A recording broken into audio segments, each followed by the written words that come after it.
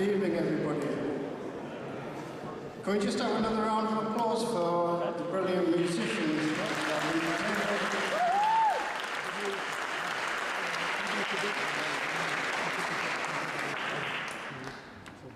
Mr. Mayor, ladies and gentlemen, distinguished guests and finalists, welcome to the Rochdale Awards 2024. I'm delighted to be here tonight to celebrate the achievements of individuals, groups and organizations making a positive difference in equality, diversity and cohesion in our borough. Isn't it wonderful to be back in the stunning refurbished Rochdale Town Hall?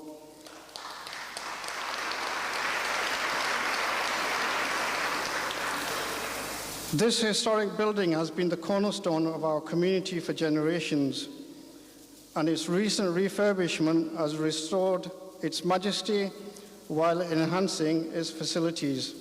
It's fitting that we gather here tonight to celebrate our diversity and unity in such a magnificent setting. Just some housekeeping.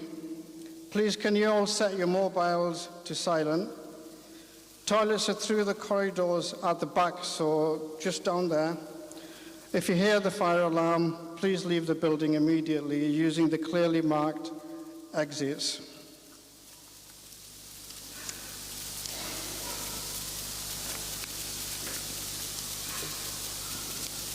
Rochdale is a town with a rich and diverse history, culture, and identity. We have a strong tradition of social justice, democracy, and innovation. Let's not forget that Rochdale is the birthplace of the cooperative movement started by the Rochdale pioneers in 1844, 180 years ago. Our community includes people from different ethnicities, religions, languages, ages, genders, sexual orientations, abilities, and backgrounds. According to the 2021 census, Rochdale has about 220,000 residents, 28% from ethnically diverse groups, 47% identify themselves as Christians, 16% as Muslims, and 10% of those said they were born outside the UK. 8% speak a language other than English. We're very proud of our diversity and see it as one of our greatest strengths. But we also know that diversity doesn't just happen, it takes dedication, effort, and teamwork from all of us.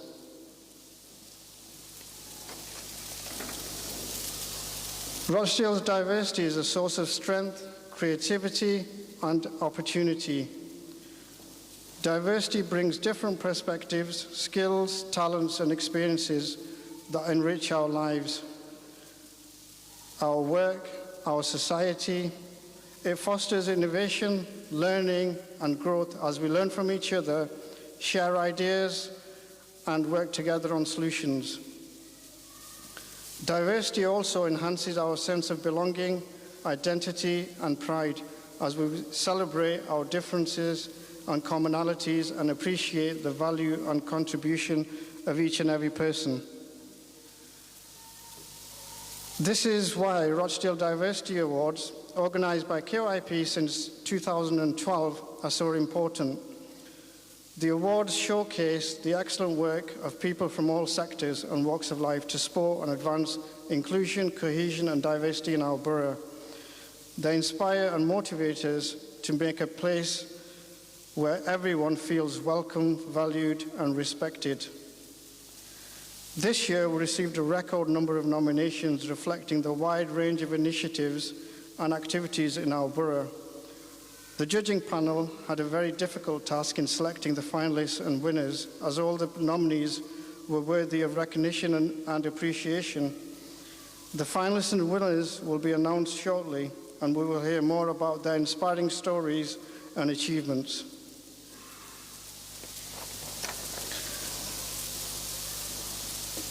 Just to humor me or not humour me, but just for my benefit, can all the members of the judging panel stand and make themselves known? So they're littered across the hall. So can we have a round of applause to show appreciation for their time and commitment?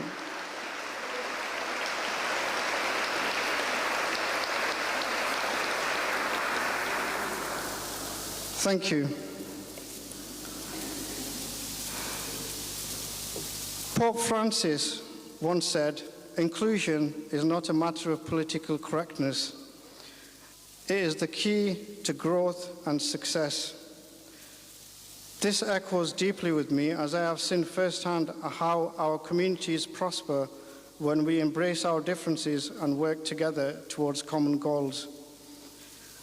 According to a recent study, businesses that embrace diversity and inclusion are 35% more likely to outperform their competitors.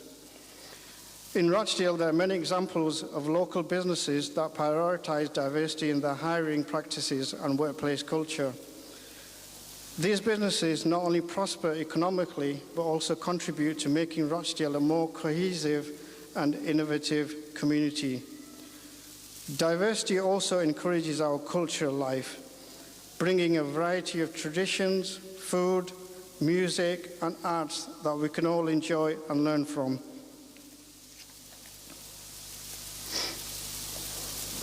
Moreover, diversity in education is crucial. Our schools, colleges, and training providers in Rochdale are working hard to create inclusive environments where all students feel valued and supported, preparing our young people to thrive and succeed at a global level and become the leaders of the future who will value, respect, and embrace differences. Recent civil disturbances in the UK have highlighted the importance of strengthening and uniting our communities by celebrating diversity rather than using it to create division. The violent protests and riots were driven by far-right groups intent on fueling resentment and conflict among our communities. I was abroad on holiday at the time. Seeing these reports on a foreign news channel with videos of clashes with police, attacks on hotels, housing asylum seekers, and targeted attacks on mosques and businesses was a surreal experience, something that I never thought I would see. The communities of Rochdale again showed their resilience by staying strong, and we did not have any disturbances in our borough. In light of these events, celebrating diversity and inclusion becomes even more crucial. Embracing diversity promotes understanding and respect among different communities, reducing the likelihood of such conflicts. It helps to build a more cohesive society where everyone feels valued and safe. By recognizing and appreciating our differences, we can work towards a more harmonious and united society.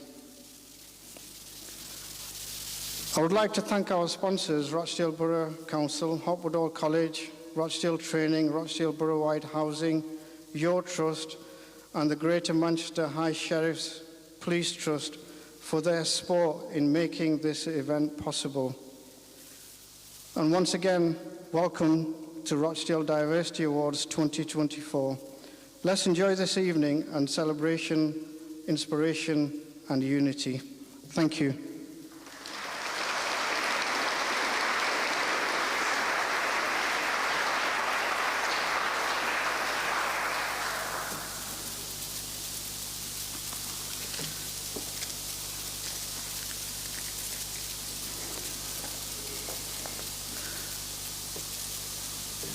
To officially open the Rochdale Diversity Awards 2024, I would like to invite Mayor Councillor Shakil Ahmed to come up and say a few words and officially open the event.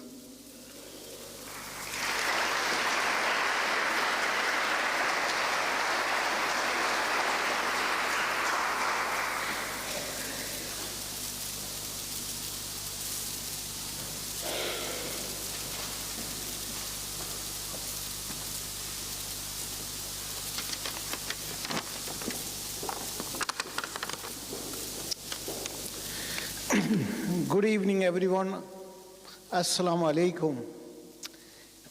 It is an absolute pleasure to be here tonight at the Rochdale Diversity Awards 2024 to celebrate the incredible stride of our community has made in promoting diversity, equality, inclusion.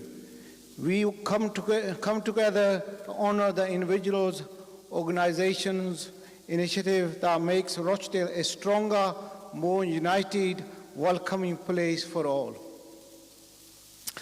Diversity is one of Rochdale's greatest strengths.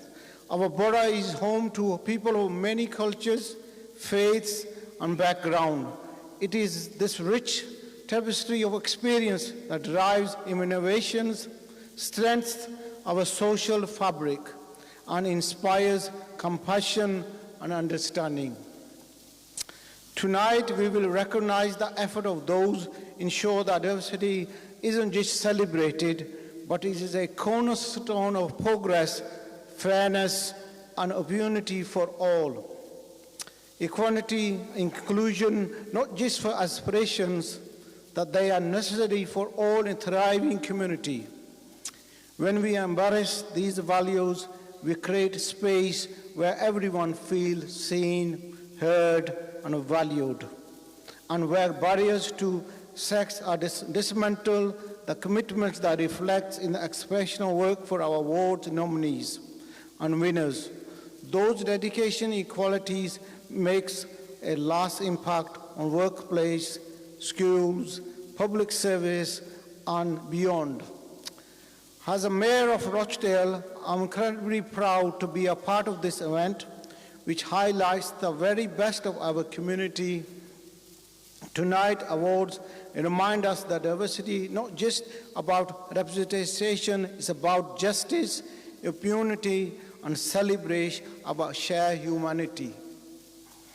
Thank you to everyone who has played a role in organizing tonight's ceremony, and to all those nominees for your endless contribution and your works shaping the future of Rochdale. And for that, we are deeply grateful. Let's continue to champion diversity and the unity all we do. Thank you, and enjoy the evening. Thank you.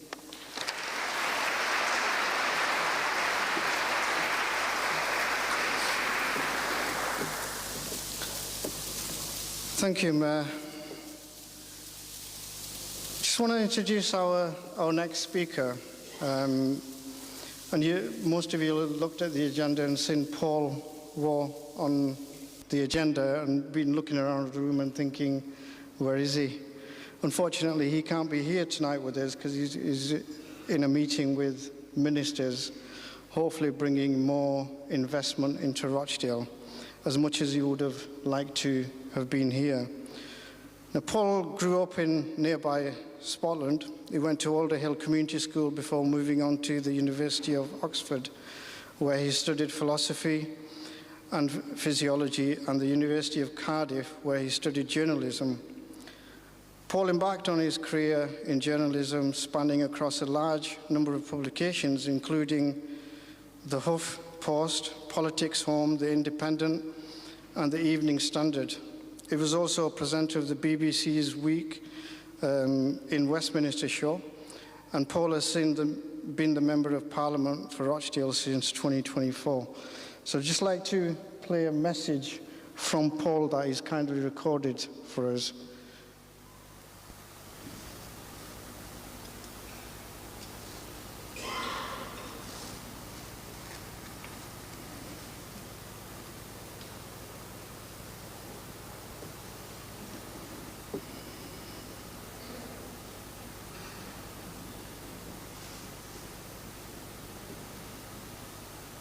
Good evening, everyone. It's a real privilege to represent Rochdale here in Parliament, not least because I'm so proud of the diversity of our town. Now in their 12th year, the 2024 Rochdale Diversity Awards celebrate the incredible contributions of individuals and organisations that make our borough such a beacon of inclusion. Our long history of cooperation and strong bonds of community have been enhanced by the currents of migration that have flowed through our town as steadily as the River Roach itself. Irish and Scots, Italians, Ukrainians, Poles, Pakistanis, Kashmiris, Bangladeshis, Nigerians and many others have enhanced the sense of who we are. All have staffed our factories and our NHS and public services and created new family businesses. All are proud Rochdalians, united by everything that makes our town so special. Rochdale has always been a place of welcome, of resilience, of community and of compassion. In a borough with over a quarter of residents identifying as belonging to a minority ethnic background, with more than 90 languages spoken, we know that diversity is our superpower. Whether it's local businesses embracing workforce inclusion, schools championing diversity in curriculum, or faith and community groups coming together, they're living proof of the Rochdale spirit of inclusion. This evening is about celebrating those who take it a step further, who not only break down barriers, but build lasting bridges. Your work doesn't just change lives, it transforms our borough into a fairer, more harmonious place for everyone. Environmentalists know that a richly diverse natural ecosystem is the stronger and more resilient because of its diversity, and our society is no different. I'm pleased that our borough celebrates diversity in all its forms, from class to religion, to race, to sex, gender, age and disability. And I want to thank particularly Zulf and KYP for their vision and dedication in organising these awards year after year, along with the sponsors and Spring Hill Hospice as this year's charity partner. All of those who are nominated this evening are winners in my eyes, because you're the heart and soul of our borough, and I couldn't be prouder to represent such a vibrant and inclusive community. Tonight we shine a light on those making Rochdale a fairer, safer and more united place. Thank you for everything you do to make our borough a better place for everyone. The Rochdale Diversity Awards, now in their 12th year and run by the brilliant Kashmir Youth Project, are taking place this weekend. So will the leader congratulate all the nominees who promote not just the rich diversity of our town, but also its community cohesion? Leader. Well, the Honourable Gentleman is another very good attender at my business questions, always raising issues facing Rochdale, and I'm pleased to join him, of course, in congratulating all the nominees at his Diversity Awards this year, and he's now put that on record, and I'm sure everyone will appreciate it. That brings that to a conclusion. We've been mentioned in Parliament. So, again, we had another keynote speaker lined up, Lord Wajid Khan of Burnley. Unfortunately, he can't be here again tonight. There must be some big ministerial meeting going on somewhere today.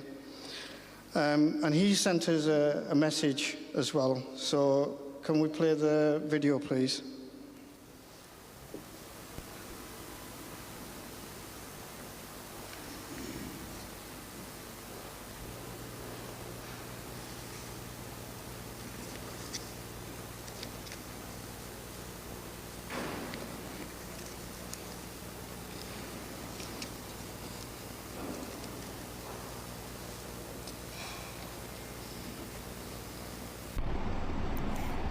Hi, I'm Lord Wajid Khan. As a government faith minister, I've seen many towns and cities across the country working hard on community cohesion.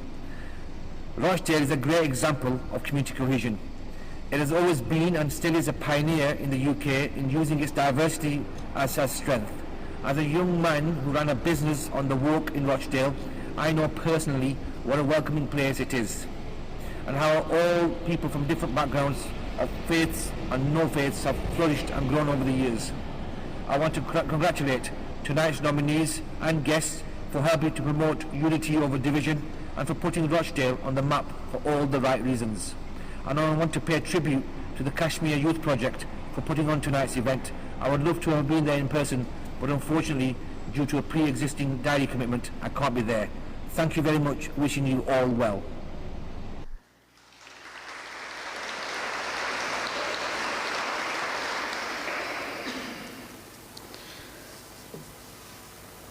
So, I want to introduce our guest speaker from our neighbour, Oldham. I want to introduce Councillor Aruj Shah, leader of Oldham Council and portfolio holder, lead for Equalities and Communities for GMCA. So Arooj has been one of local government's most prominent voices as the first Muslim woman to lead a council in the north of England. She's a trailblazer who combines a unique perspective with a passion for social justice. She is also GMCA's portfolio of Lead for Equalities and Communities and chairs the Local Government Association Children and Young People Board. These positions reflect her dedication to empowering both individuals and communities and ensuring their voices are heard. So I'd like to invite her up to the stage to share her perspective on equality, diversity and inclusion with us. Can we have a round of applause, please?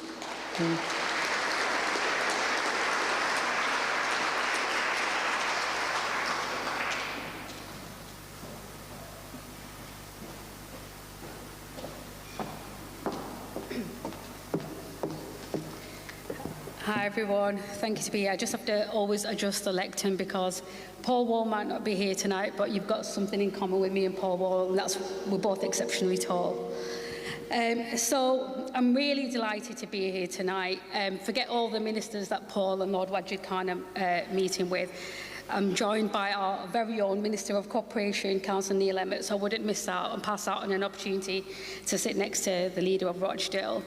I did walk through the building actually, and I was like, everybody kept saying, oh my God, have you seen Rochdale Town Hall? It's been the talk of like every combined authority meeting in Manchester. And you know, like you have this sneaky competitiveness, and in my head I'm thinking very privately, I'm thinking, all right, okay, Neil, wait till next spring, we're having our own town hall, and it'll be a lot better than Rochdale's, but actually, this is breathtakingly beautiful. It's absolutely amazing, and congratulations to all of you, and I can't wait to like have a proper look around. It's incredible. But thank you so much for inviting me here tonight. It's a huge honour. And I'm not here because I'm the neighbouring leader of a local authority. I'm here in my capacity as Greater Manchester Lead for Equalities and Communities. These awards are such an important event, not just for Rochdale, but for Greater Manchester. And you know you're at a diversity event when the sparkling water is replaced with bottles of iron brew instead. So I didn't notice that as soon as I came in. But these awards are such an important event. And the stories I'm sure that we're going to hear tonight are going to be both inspirational but also motivational. Because diversity is not just about being nice to people who are different to you. Although it is, of course, very important, it's about celebrating, cherishing and safeguarding diversity, which is actually a lot more deeper than just being nice, because it brings people together like it has done tonight. And it makes all our communities stronger, and it makes us all better. The rich diversity of Rochdale is part of what makes this place so great. But before I talk a little bit more about my journey, I want to take a moment to remember someone who exemplified everything that was great about Rochdale. And that is, of course, Sir Tony Lloyd, who passed away at the beginning of this year. Tony supported these awards not just as Rochdale's MP, but also when he was Police and Crime Commissioner.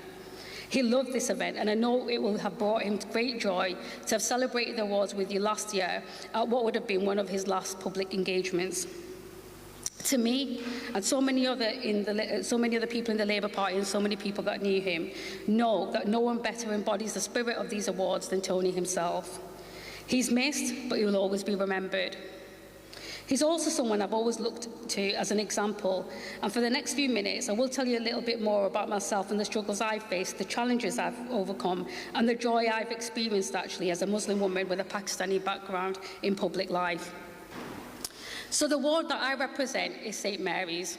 It's a place I've lived all my life, and except for 3 years when I went away to university at Leicester. I was really proud to represent the place I grew up in and the community that shaped who I am today. And I truly believe Oldham is not just the best town in Greater Manchester, but the best in country. But Rochdale does come to a very, very close second. But for those of you that don't know Oldham, St Mary's is a town centre ward, and it's one of the most diverse wards in the borough of Oldham.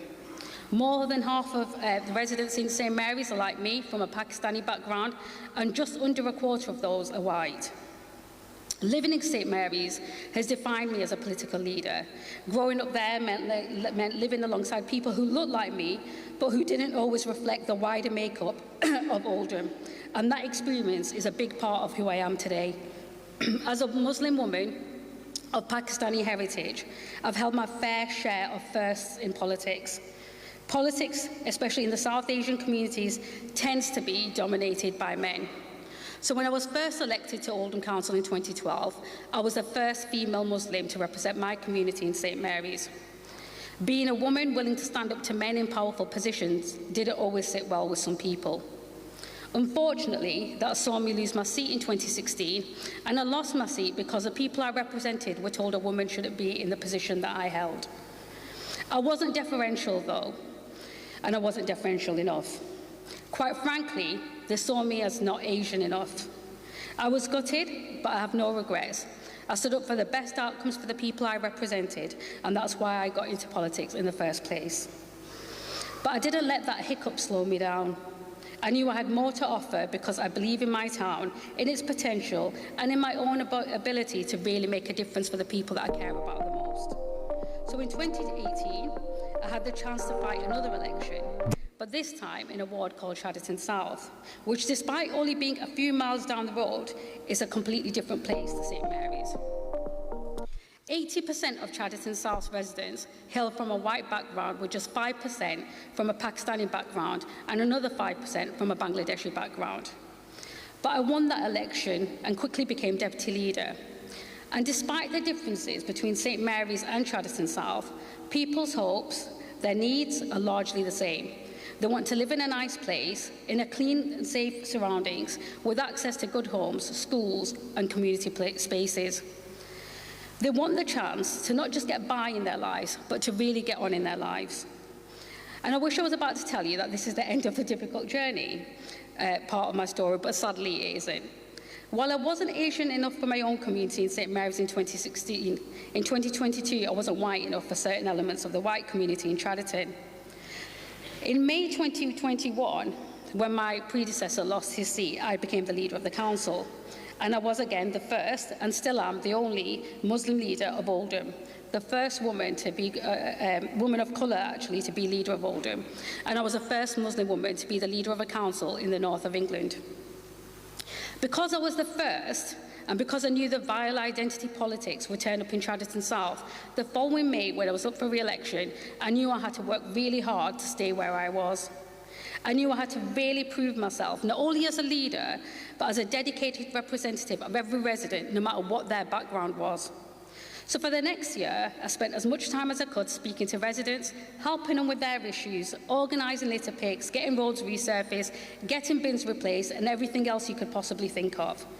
I wanted to make it really clear that even if I didn't look like most of the people in my ward, I was just as invested in making their lives better.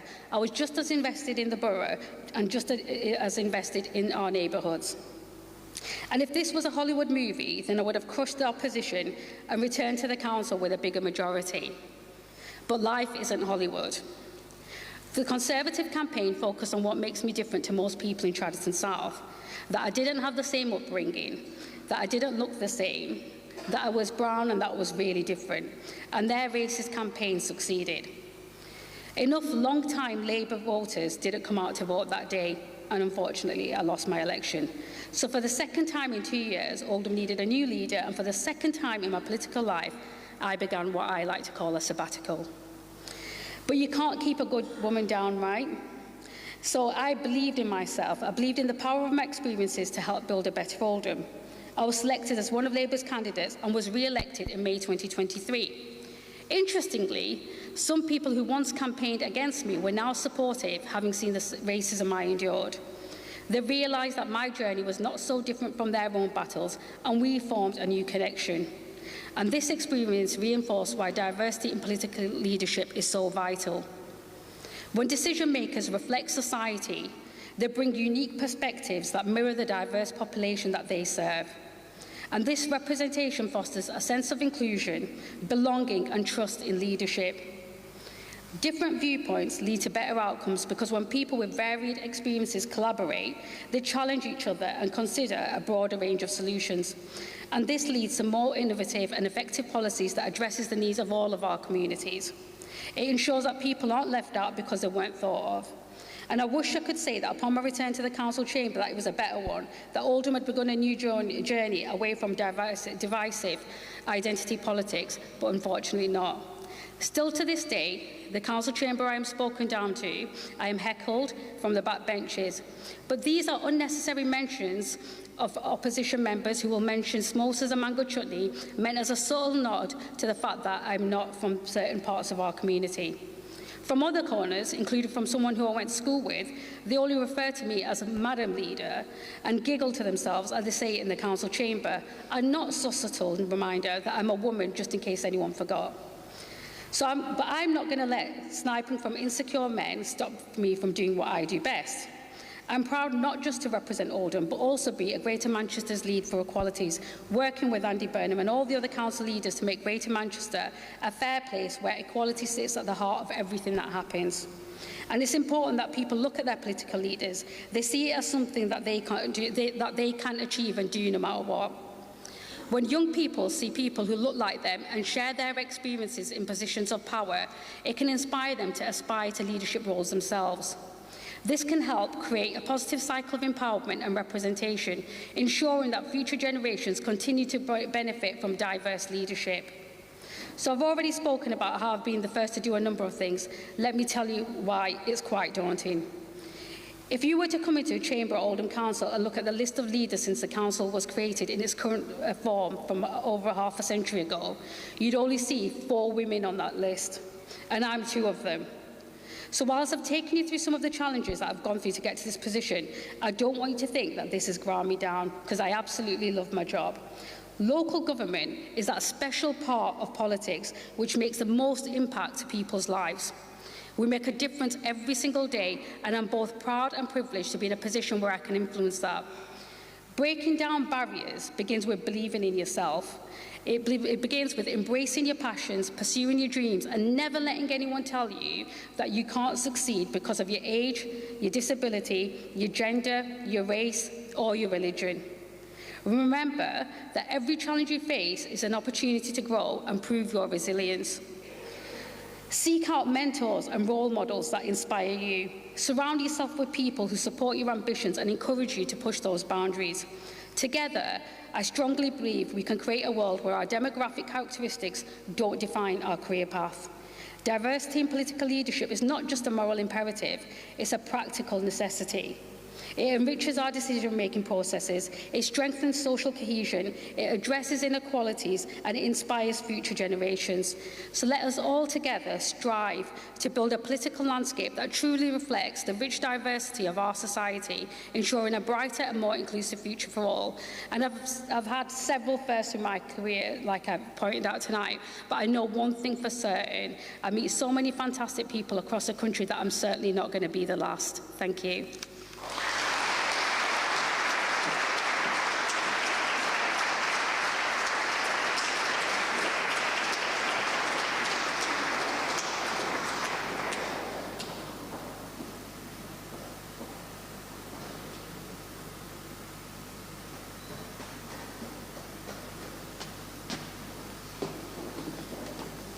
I'm definitely getting my steps in coming up and down today.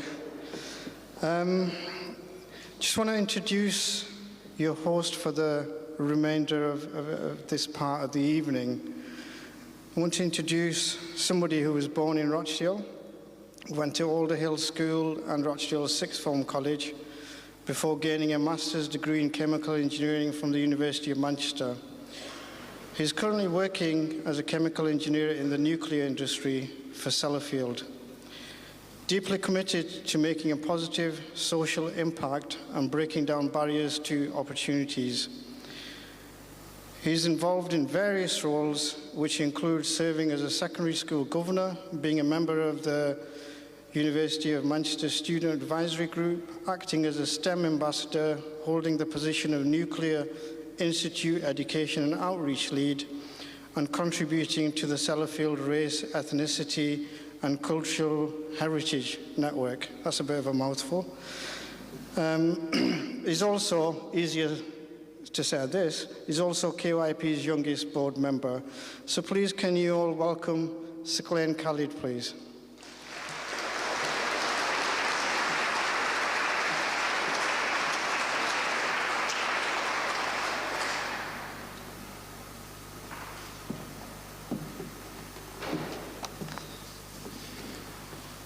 Wow, those lights are really bright back there. Good evening, everyone. I'm delighted to be here tonight, and it's a real honour to support KYP. It's an organisation that has transformed countless lives over the decades and is a real cornerstone of Rochdale. Diversity is something, as Zulf mentioned, that I'm deeply passionate about, and so it's truly incredible to be a part of this Rochdale Diversity Awards. Throughout my journey so far, I've seen firsthand the significant underrepresentation of BME communities, especially in industries like the nuclear industry. And often that's a result of systemic barriers that disproportionately affect minority communities. And that really limits access to some of those opportunities for a lot of those minority communities. And those are some of the challenges that fueled my passion to help break down some of those barriers and create more accessible opportunities for minorities. One of the main reasons I got involved with KYP in the first place, to create meaningful change for our town of Rochdale and the people that live here. Tonight, it's wonderful to see Rochdale at its very best as we gather here to celebrate the real champions of diversity and recognise their accomplishments and achievements on this stage. We are really shaping a more inclusive and united community within our town by being here tonight. So thank you all for being here. And with that, let's get on with the actual award ceremony. So, first award is the Workforce Diversity Award. And to present that and say a few words, can I please invite Kevin Brady, the Chair of Rochdale Borough-wide Housing, and Amanda Newton, their CEO. Please can I have a round of applause?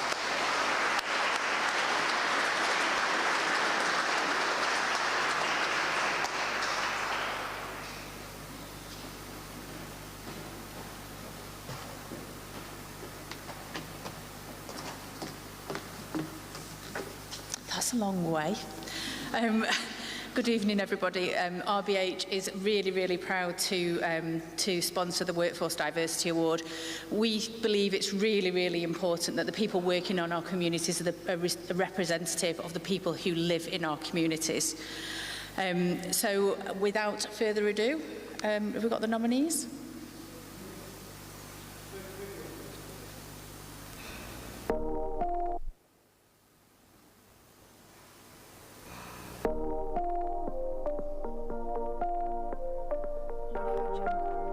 The finalists for the Workforce Diversity Award are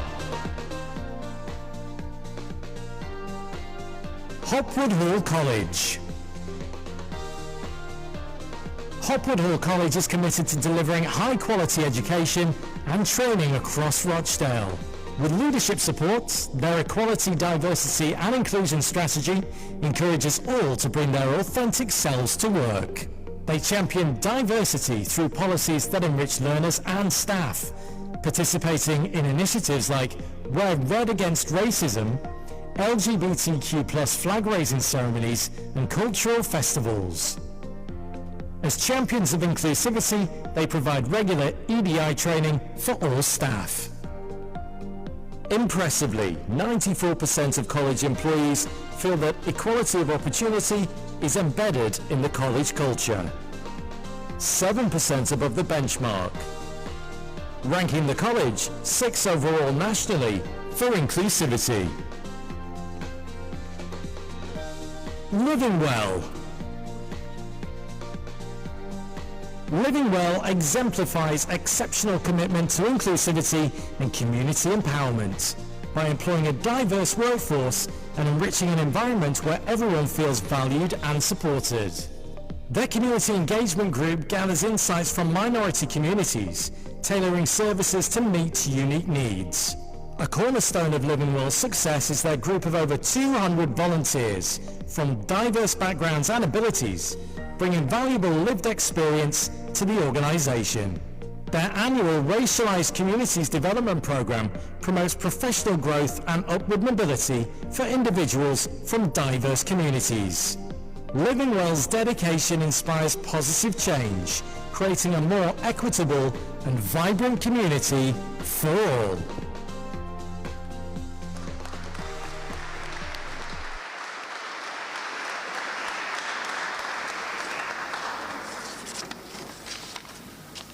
The winner of the Workforce Diversity Award is Hopwood Hall College.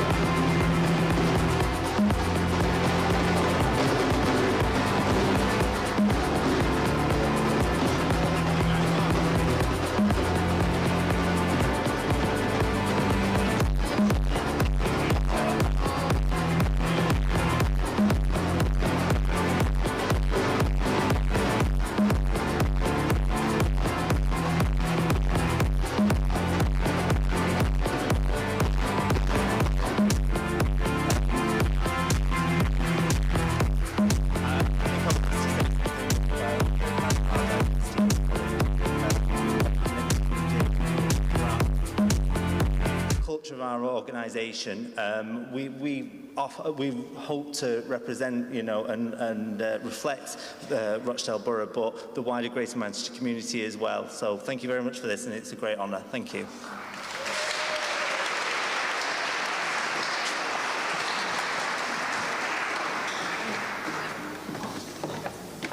Fantastic.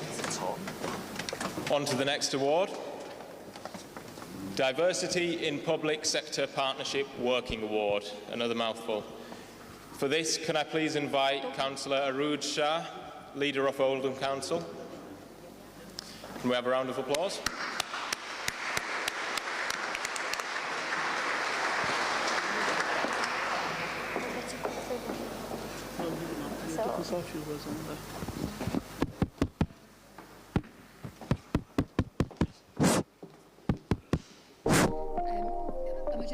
This, or is it a video? Video? No, just announcing. Okay. So the winner of the Diversity in Public Sector... Video. Video. What? Oh, sorry. Sorry. It's all right. The finalists for Diversity in Public Sector Partnership Working Award are Stonyfield Park Project.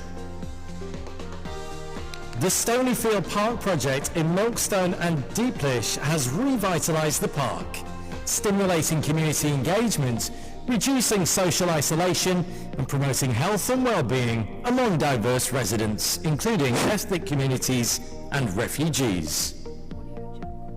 This cross-sector project, led by Your Trust, has demonstrated a whole system approach by partners, local residents, community champions and leaders.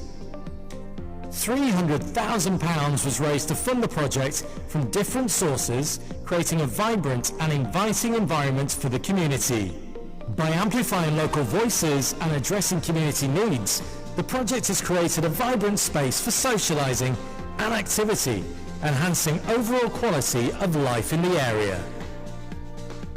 Operation Effect. Operation Effect implemented a multi-agency strategy, partnering with Greater Manchester Police, Rochdale Council, Rochdale Borough-wide Housing and Rochdale Youth Services to address issues such as drug dealing and gang violence in the diverse freehold community. The operation led to significant outcomes, including the seizure of large amounts of cash and drugs, the arrest of over 40 criminals, and the closure of numerous drug dens. Residents have reported a marked improvement in their quality of life and a heightened sense of safety within the community. By engaging residents and community leaders through tailored communication, trust was built among stakeholders. Initiatives such as a weekly youth club and dedicated housing officers provided safe spaces and tackled broader social concerns. ultimately enhancing overall safety and well-being in the area.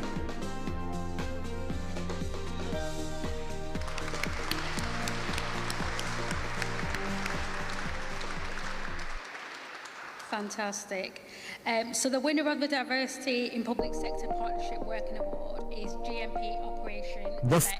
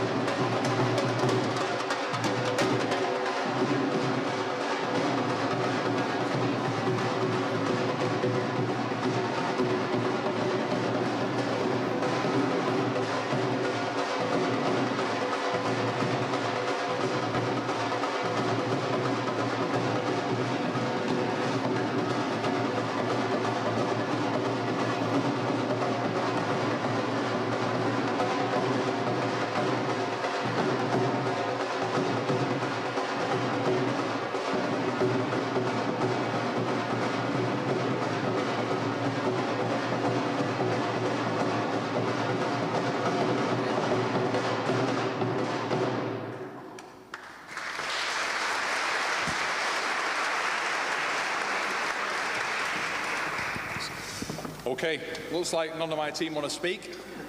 So good evening everyone, I'm Danny Inglis, the Chief Superintendent for Rochdale.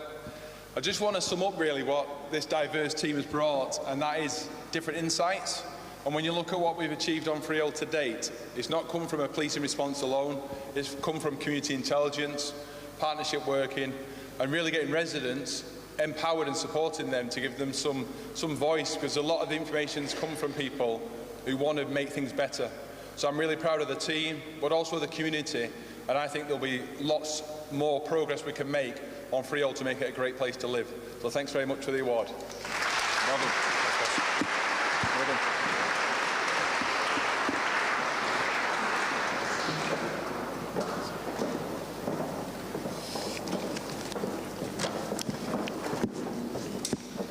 Brilliant. Just let them get down the stairs. Okay, so our next award this evening is the Diversity in Health Award. And to present this and say a few words, can I please invite Councillor Shakil Ahmed back to the stage? It's cool.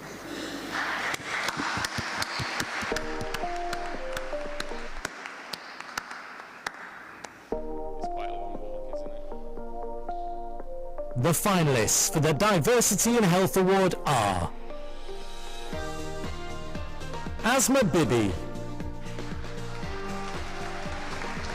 Asma came to the UK to pursue a postgraduate degree in education studies. After graduating, she joined KYP as a Community Health Development Officer. Drawing on her own experience within barriers to inclusion, services and employment, she now empowers underrepresented communities, especially women, to pursue education and volunteering opportunities that lead to meaningful employment. Asma has increased awareness and engagement by developing partnerships with health providers and delivering workshops for women focused on health and well-being. Her initiatives include diabetes management in Urdu, healthy eating, nutrition, exercise for older adults, and digital inclusion to connect with those unable to attend sessions, fostering improved community health and awareness. Spring Hill Hospice Dying Matters Project. Rochdale's 2021 census revealed that around 25% of the community was from an ethnically diverse background, yet only 3 to 4% of South Asian residents accessed Spring Hill Hospice's services. To bridge this gap, Spring Hill Hospice, in partnership with Rochdale Women's Welfare Association and KYP, commissioned a project that used Islamic art to promote inclusivity. Led by calligraphy artist Razwan Ul Haq, workshops were held to build trust between the hospice and the community. increasing awareness and accessibility for Asian Muslim patients. The Dying Matters project, delivered to 3 cohorts, sensitively addressed death, dying and grief through art, culture and religion. Its insights are now integrated into hospice policy, with new bonds formed with local partners, community members and the Bilal Mosque, which invited hospice staff to visit after the project. Mohammed Tariq. Mohammed Tariq uses his lived experience and community knowledge to bridge health gaps in Rochdale. During the COVID-19 pandemic, he connected service providers with the community to ensure access to accurate vaccine information. He has organised culturally sensitive health workshops for the South Asian community, focusing on diabetes and chronic kidney disease, cultivating trust and empowering marginalised groups to improve health awareness. Collaborating with the Rochdale Council of Mosques, he supported health initiatives by providing blood pressure and heart checks in mosques. As an advocate for the Northern Care Alliance, he also promotes NHS careers in local schools and colleges, inspiring future healthcare professionals. Living Well. The Living Well CVD team is committed to advancing health equity in underserved communities. Through innovative cholesterol and hypertension projects, they raise awareness and promote early detection, particularly within the South Asian community. The team has developed training programs, empowering residents to perform their own blood pressure checks, promoting self-management and ownership of health outcomes. They've conducted over 4,500 blood pressure checks, with about a third referred for further review, and have significantly boosted NHS health check uptake. With a culturally sensitive approach, strategic partnerships and impactful outreach, the Living Well CVD team empowers residents to take control of their health, creating lasting positive change in the borough.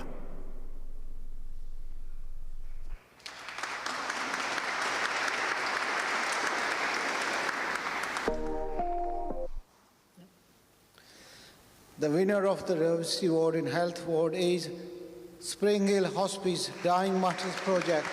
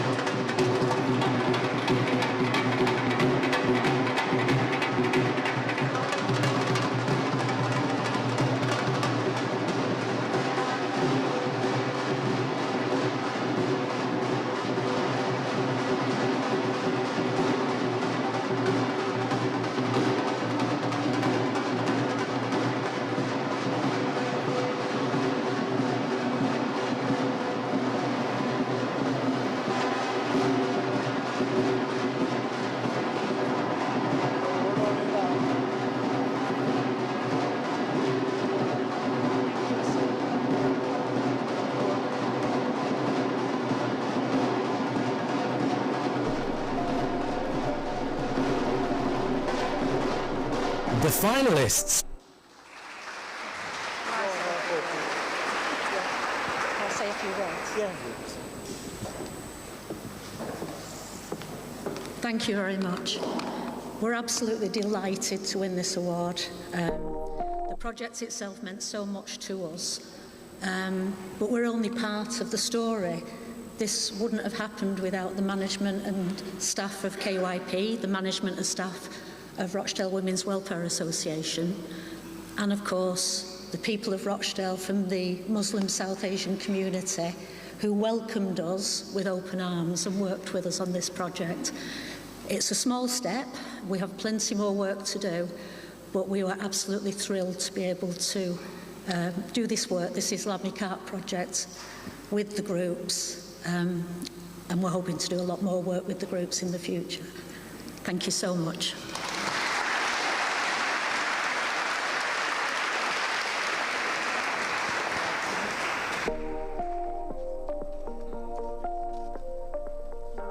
The finalists for the Cohesion Award are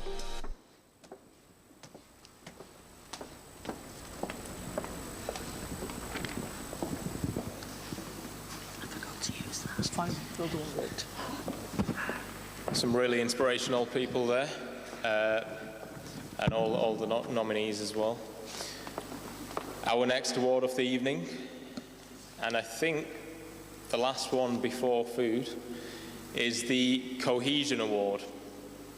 And can I please invite Deputy Mayor Janet Elmsley to present this and say a few words?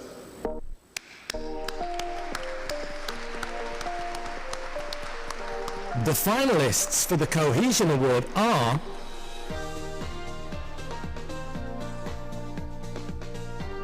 Music in Mind Project, Hoops Are at House. Hoops Are at House's Music in Mind project uses the power of music to engage people with dementia or memory loss and brings together residents, caregivers and the wider community. Through multilingual songs and cultural inclusivity, this initiative fosters social cohesion, reduces isolation and celebrates diversity. Working with Manchester Camerata and guest musicians from Bosnia and Egypt, the project culminated in a performance at Bridgewater Hall. The project has not only engaged and entertained, but also provided a lifeline to many. Led by Salma Chowdhury, Music in Mind bridges generations and cultures, creating a supportive and joyful environment for all involved. The Outdoor Education Team, Rochdale Youth Service. Rochdale Youth Service's Outdoor Education Team empowers young people from diverse backgrounds through outdoor challenges and the Duke of Edinburgh Award. Led by Jamshed Mir, the team builds confidence, leadership and resilience, creating opportunities for youth to explore and appreciate the natural world. This groundbreaking initiative engaged local mosques and BACP, delivered classroom-based education to young people, promoting inclusion and lifelong skills. The project resulted in the first mosque to be licensed as a Duke of Edinburgh approved centre, transforming lives and strengthening communities. Roy Down, Rochdale in Bloom. Roy partnered with the Royal Horticultural Society to reshape perceptions of diverse communities in Rochdale, inspiring Asian and Muslim residents to engage with the In Bloom movement. Through his mentorship, he supported a South Asian resident to train as a judge for the RHS, promoting diversity on the judging panel. Roy's work with mosques in deprived areas has brought pride, additional council resources and positive media attention to Rochdale. His dedication made Rochdale the first town to enter a group of mosques in the Britain in Bloom competition, uniting communities and creating a lasting environmental legacy.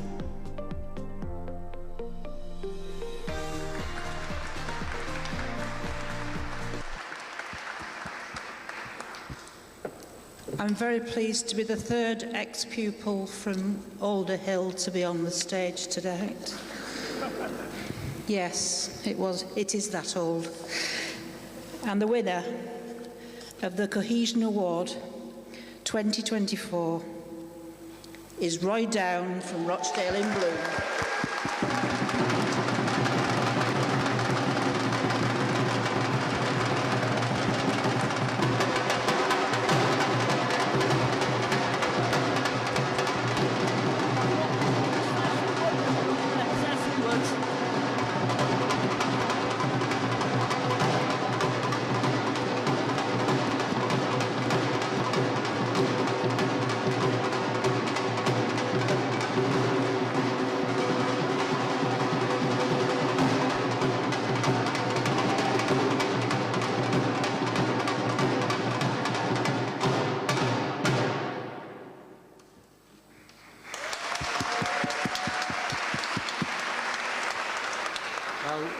I weren't expecting that, so this is going to be a quick few words. It's lovely to see so many familiar faces when I look out across this room. A lot of the people in here have helped me be on this podium to get this award. I'd like to thank the 70-plus community groups and Rochdale Council for making Bloom such a success in our borough. Special thanks to Rochdale Council of Mosques, who continue to support mosques in bloom throughout the Northwest and especially here in Rochdale. Couldn't have done it without them. And special mention this year for all my friends and the success that Golden Mosque have had this year. Some good friends there, some good advice. I really needed them. So well done to Golden Mosque this year. Thank you.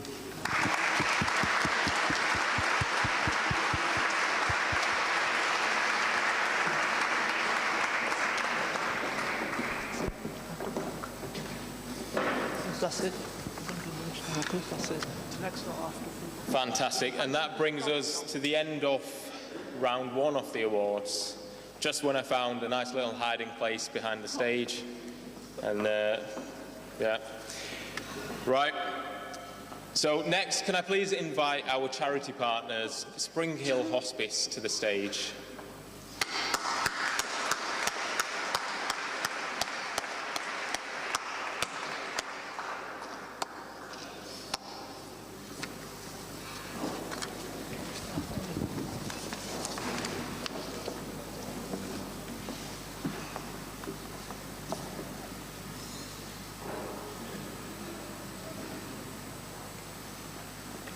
We've got a microphone. Let's use that one.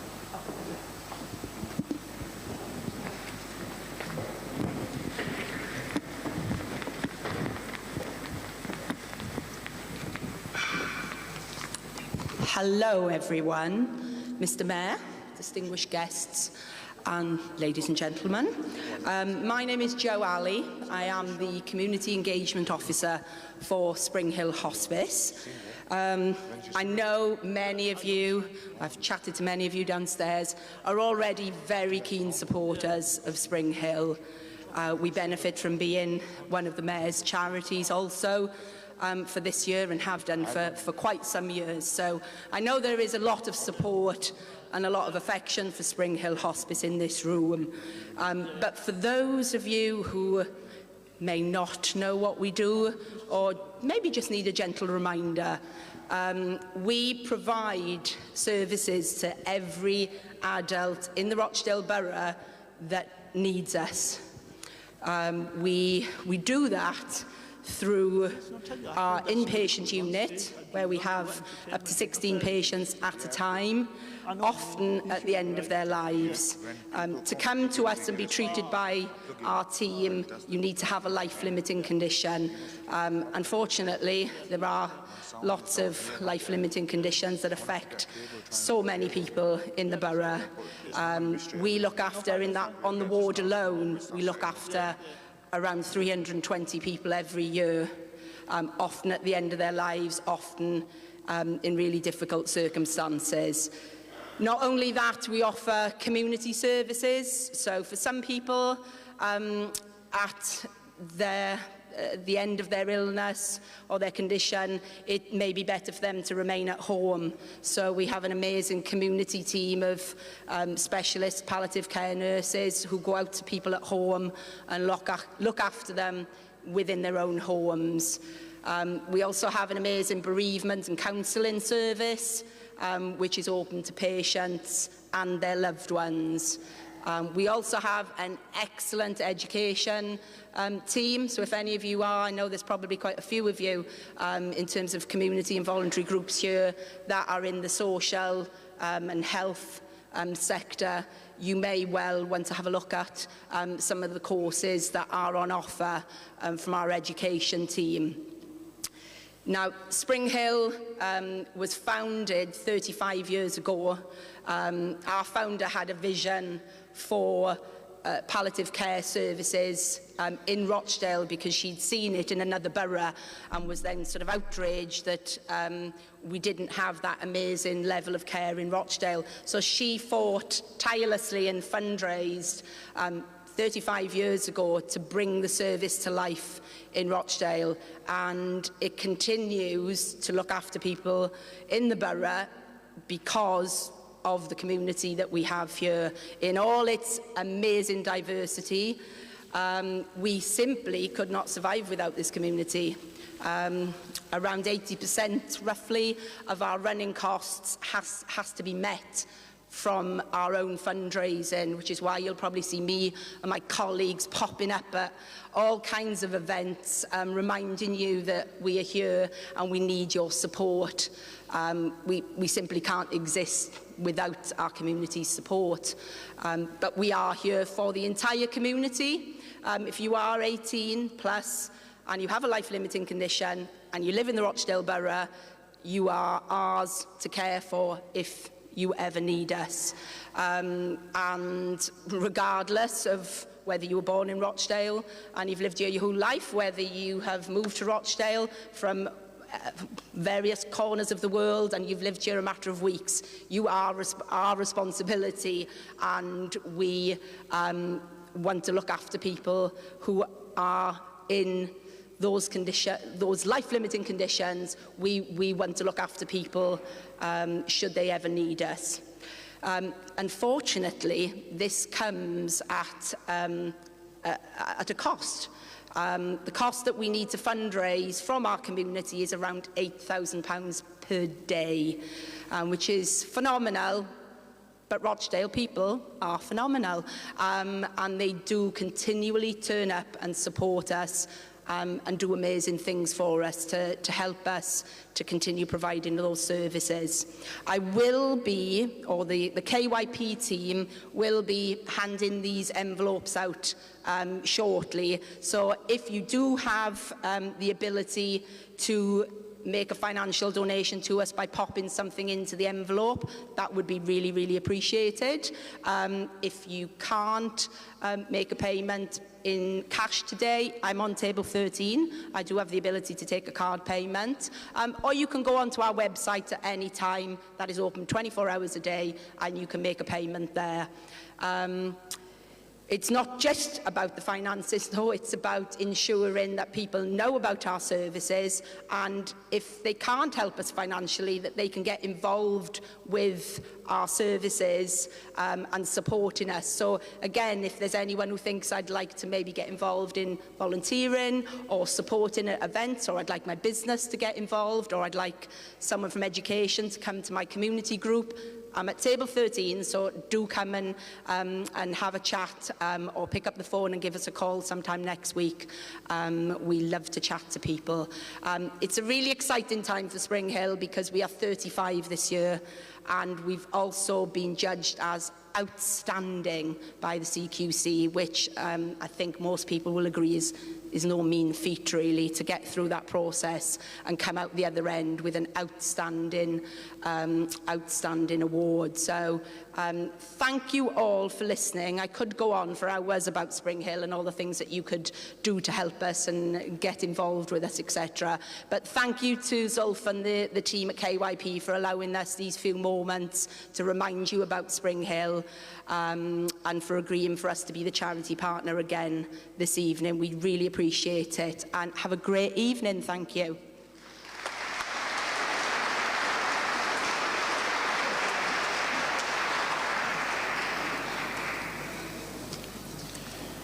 Right. A really long-standing charity that does fantastic work in our town, and they really do deserve our support. So if you can, please do give generously. And with that, we're going to break for our starters and mains. So, yeah.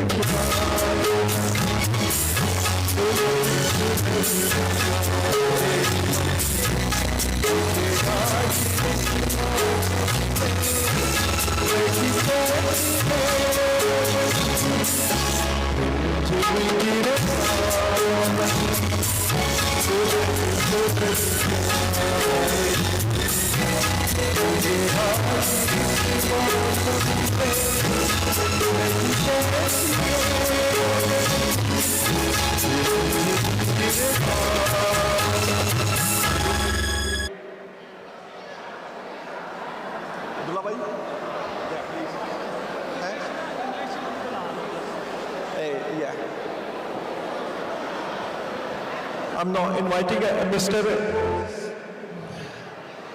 Abdullah Shahid for a singing. Please, Tashreef Laiye.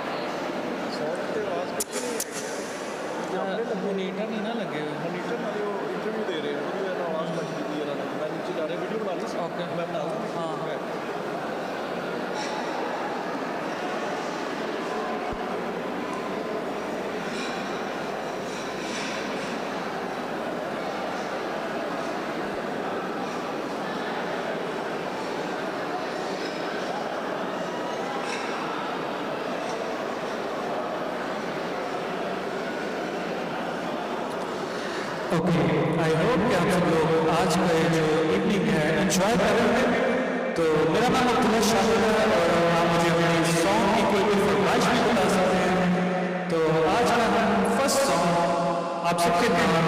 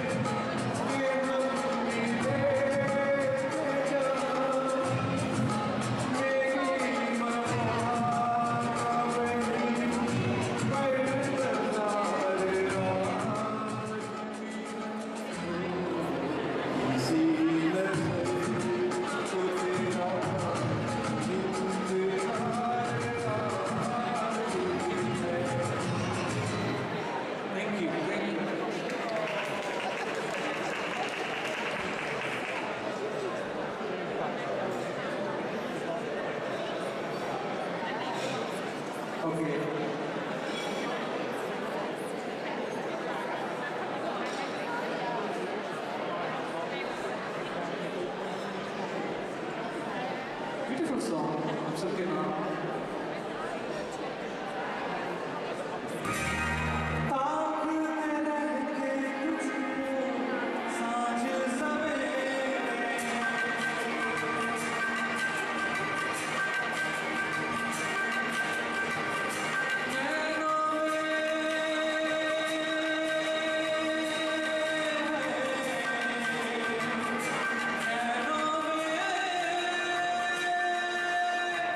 Hey!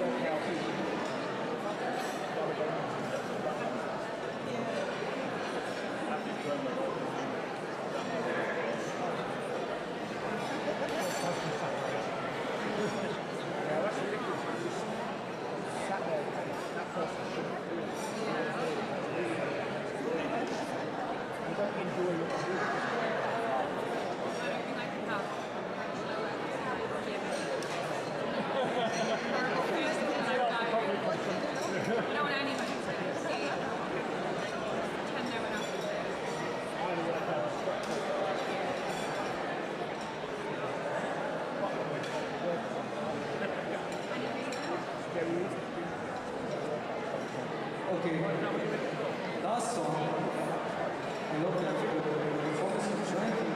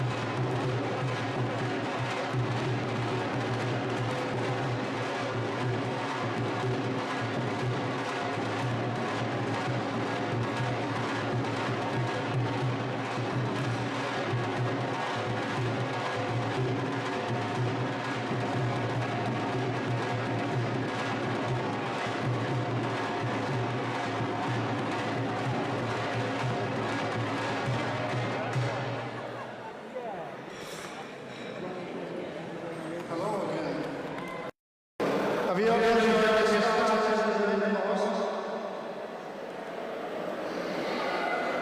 Can't you hear me? Yeah? Can we have a round of applause to show our appreciation to all the waiters, your brother, and thank you very much. So we're going to move on to the second part of tonight. So first of all, we've had some virtual speakers, and we've had Rouge as well. So we've got another person that's actually physically here in person.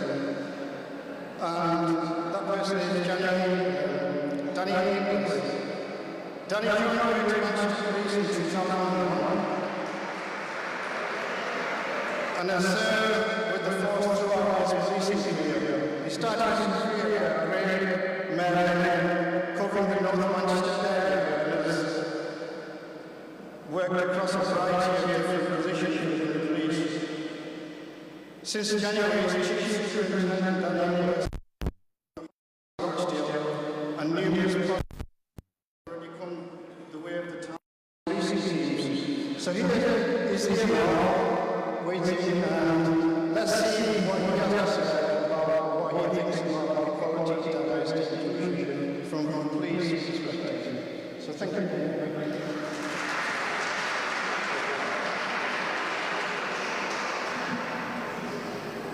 I'll leave that alone.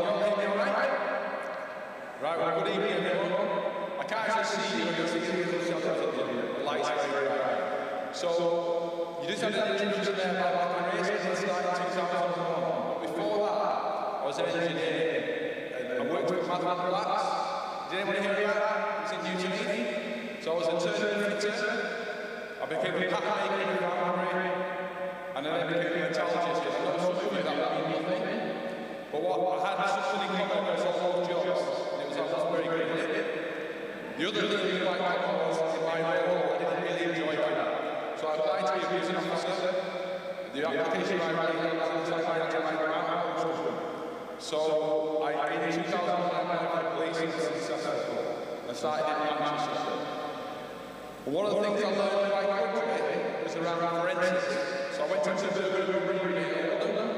And I learned about forensics around DNA, fingerprints, and footwear, different ways of putting criminals on scenes, or the fact that community scenes elsewhere.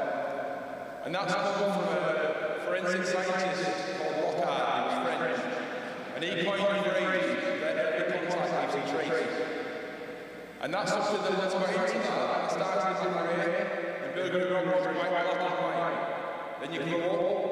Got kids who start to realise that black and white, cops and robbers, there's lots of nuances to different things that go on. A reason why some people commit crime. Not always, but often there is.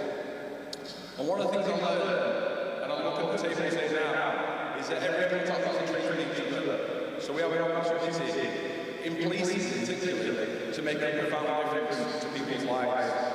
I've been in situations where I've told loved ones that they've lost their other loved one, you know, somebody, I remember being in London and telling someone who'd lost their boyfriend, and she was pregnant.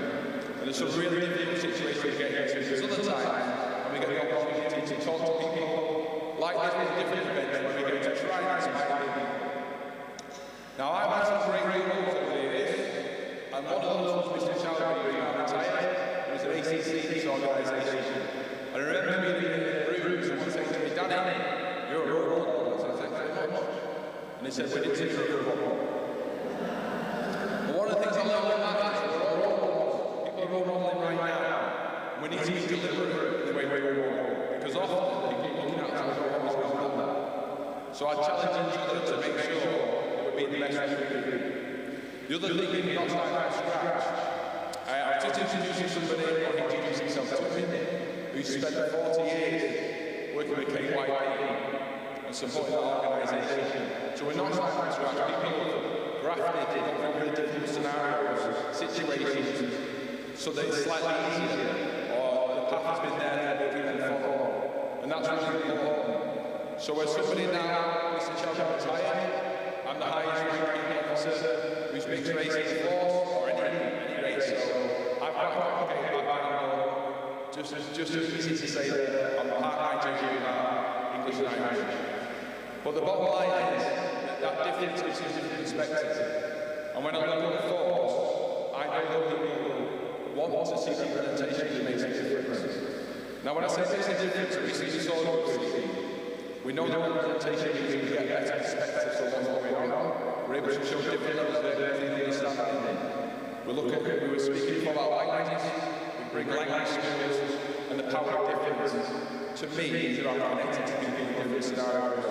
So while I've been here to some different events, some quite wild events with Nigerian parents sharing, and then I've seen some great aspects of power of diversity. And KYP really example of that. This event itself speaks to that. So I'd encourage people to make sure you aim high when you think like Josh Ross, this really to be a good officer. I didn't dream maybe, the fact I'm even still here is a long shot. You know, there's not many people still here that look like me. So I'm super proud of being able to do that. But part of my role is to make sure I encourage people, so all the people I look out and see, you know, I want you to be thinking around policing and what you contribute, because there's some fantastic officers out there. We've got some great people in their roles, and here at Rochdale, and we all need great service. Everything is that. So I'd encourage people to challenge what you think is right, get involved, and make things better. So that's my 5 minutes up. I hope that's hopefully resonates with somebody. If you want to know more, please get in touch, because any time you come to the police station, have a look at meeting officers and just engage. So thanks very much.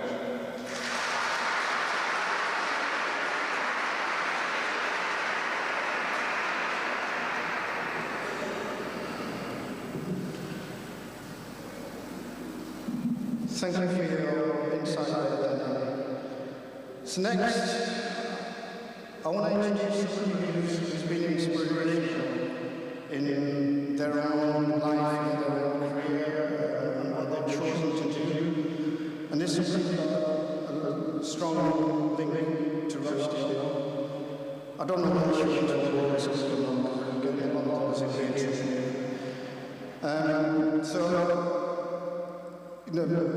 The lady I'm talking about is called Wahid. Unfortunately, she can't be with us in person today because she's set up a business abroad, she's working abroad, and she's sent us a short video. But her mother is here, who's supported her. So can we just have her?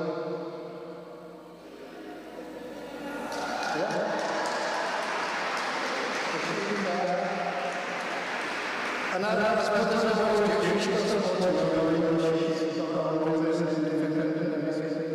so thank you for that.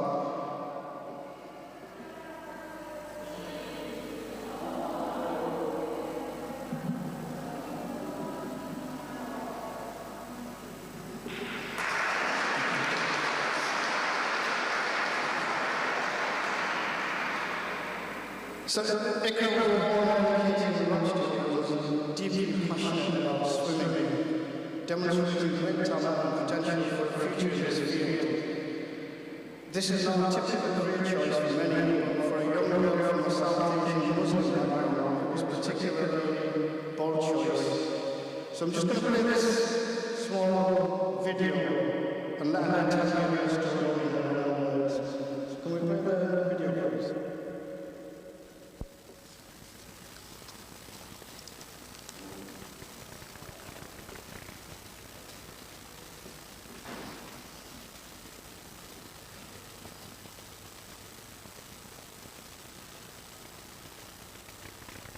Assalamu alaikum. Hi everyone. My name is Iqra Fatima Wahid. First of all, thank you so much for inviting me here today to speak about equality, diversity and inclusion. This is a topic that resonates deeply with me because it touches every part of our lives. From how we see ourselves to how we treat one another and to the kind of world that we strive to build.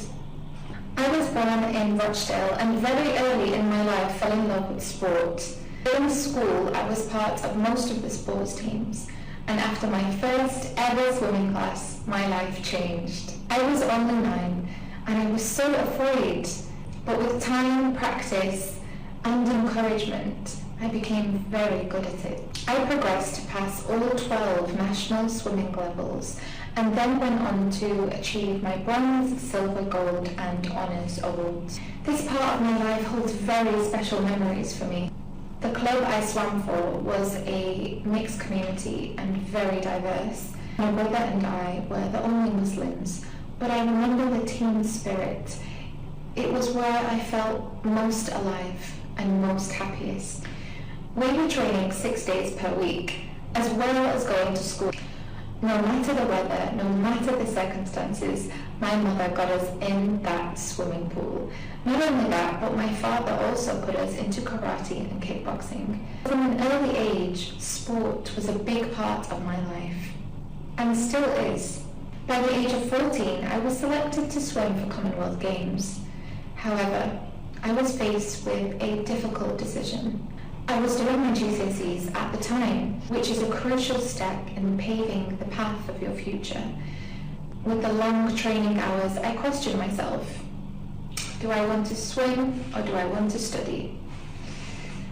I chose to study, and I am so glad that I did. I went on to become a swimming instructor and a lifeguard at the age of 16. It was my first job and I loved it.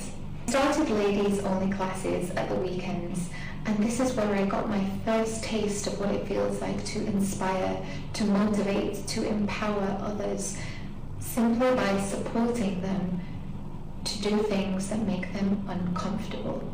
I then went on to university, where I studied sport and exercise science, and after graduating I did a PGCE, which is a postgraduate certificate in education, which then allowed me to become a teacher.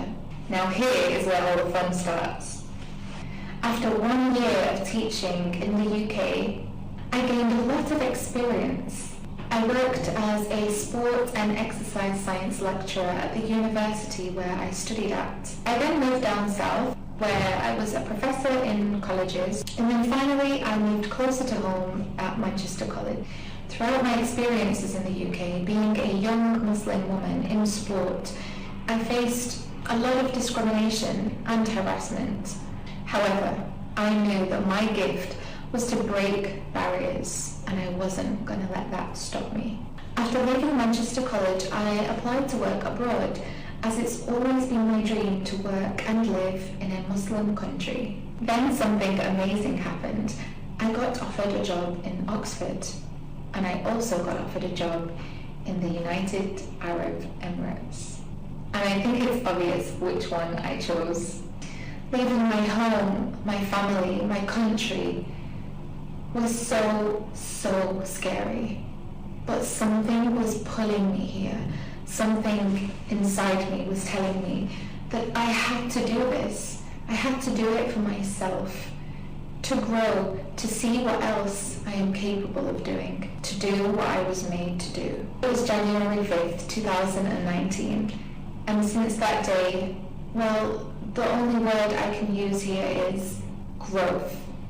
I have grown so much in this time. The experiences I have gained, the people I have met, the situations I have been forced to face, and the cultural adaptations that I have had to make, decisions I have made, whilst putting my full trust and belief in God the Almighty, has led me to where I am today. I work here as a full-time sports teacher in a girls' school, but I am not only that. In 2021, I opened my own swimming academy called Swim Easy. I wanted to give everyone the opportunity to learn this crucial life-saving skill. I started by myself, did all the work from the ground up, used my experiences from the UK to design a curriculum to teach high-quality swimming classes. I designed awards, uniforms, everything, and I have trained coaches how to be good swimming coaches. I have built my name and reputation up and even coached the children of the royal family. Doing this has allowed me to mentor young teenagers to start businesses, to chase their dreams and to become the shining stars of their communities. As well as that, I am a CrossFit athlete and on a fitness journey of my own. I recently just competed in my first ever CrossFit competition called Turf Games. Now I have more passion, more fire, more drive to improve myself and continue to inspire others to do the same. Now let me show you some highlights of me in action. But before I do that, I would like to say one thing that I hope will leave you feeling inspired today. In order to grow, we must go through the discomfort. That is where we blossom. That is where the magic happens. So don't ever doubt yourself. You will be amazed at how much you can achieve when you simply just try. Thank you so much for having me here. It has been a pleasure, and I hope that my words inspire you, and good luck to you and your future.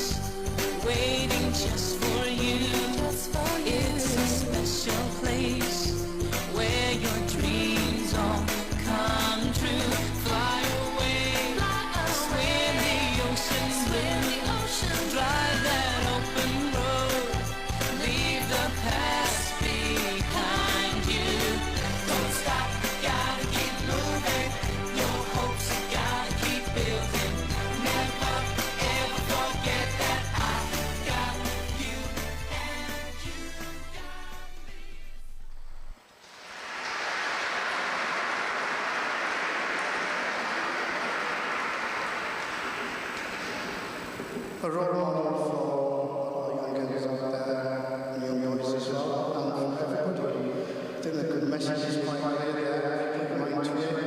It doesn't matter what colour you are, what religion you are, creed you are, working class background you come from. You put your mind to it, you can achieve things. And I think, we need more Rochdale role models like this that can go out there, fly the flag of Rochdale. So just a round of applause for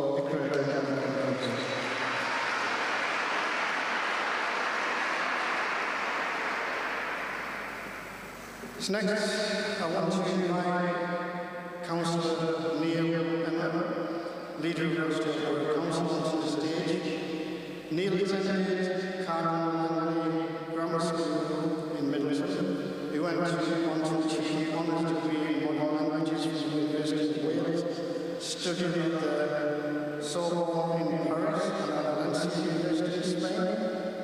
He's worked as a senior caseworker for an MP and previously worked at the Community Development Office of Cheshire, Alton and Warrington Racing Equality Centre, was a project manager of the Free Community Base in Rochdale. He was first elected to the Council in 1986 and served until 1994 for taking a break. Returned to politics in 2010 and was elected to his current seat in West Middleton, and subsequently elected as leader of the council in 2021. So quite an achievement there. Something that I might know about Neil is that Neil was a competitive figure skater during his teenage years and still follows the sport. So another interesting fact for you there. Neil, can you come to the stage, please? Thank you.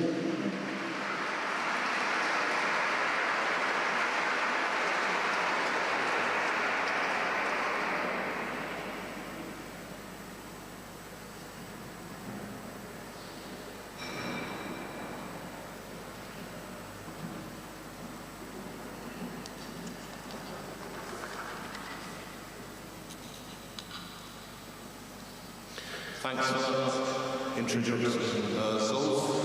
And as Zul said, I didn't go to Hall Hill, I went to Carlisle, probably the first speaker this evening from Rochdale didn't actually go to Hall Hill. He also said I'm a linguist, which I am academically, and we have many different languages in this borough. He mentioned that I worked on the freehold estate for 4 years where I managed the community development project there. I was glad to see that GMP and Danny English won an award this evening for the work that they've done on the freehold estate. When I went to freehold, and it's an estate of only 400 properties, we did a community survey, and to show the diversity, in those 400 properties on that estate, we have 26 different community languages, including, we have to add, Maori, because we did have a resident who came, who was a native New Zealander. So, in celebration of our diversity in Rochdale, I'd like to just welcome you in some of the languages that we have in our borough. Shah Bacher Sabah, that's Urdu. Shuba Sunda Shakarika, Bangla. Et nos invités ce soir qui sont de l'Afrique francophone, bonsoir tout le monde. Boa noite a todos os invitados da África Lusófona, los portugueses. Muy buenas tardes a todos nuestros invitados de habla española, Spanish.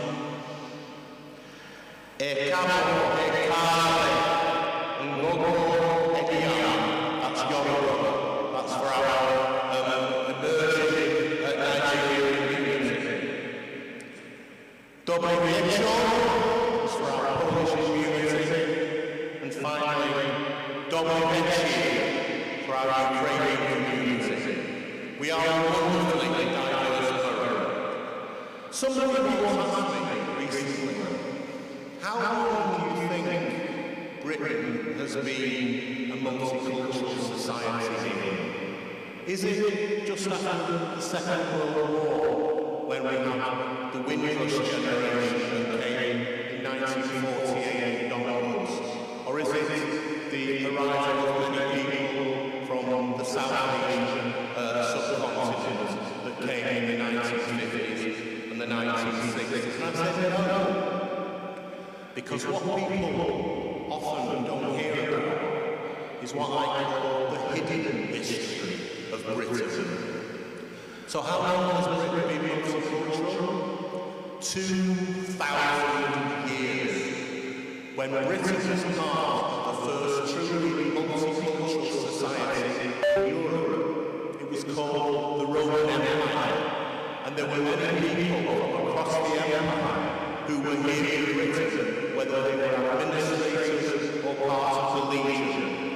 And many people perhaps are not aware of that, but there was a black Roman emperor called Septimius Severus, who came to Britain, and actually, sadly, he died in York. So that shows us how long Britain has been a multicultural society.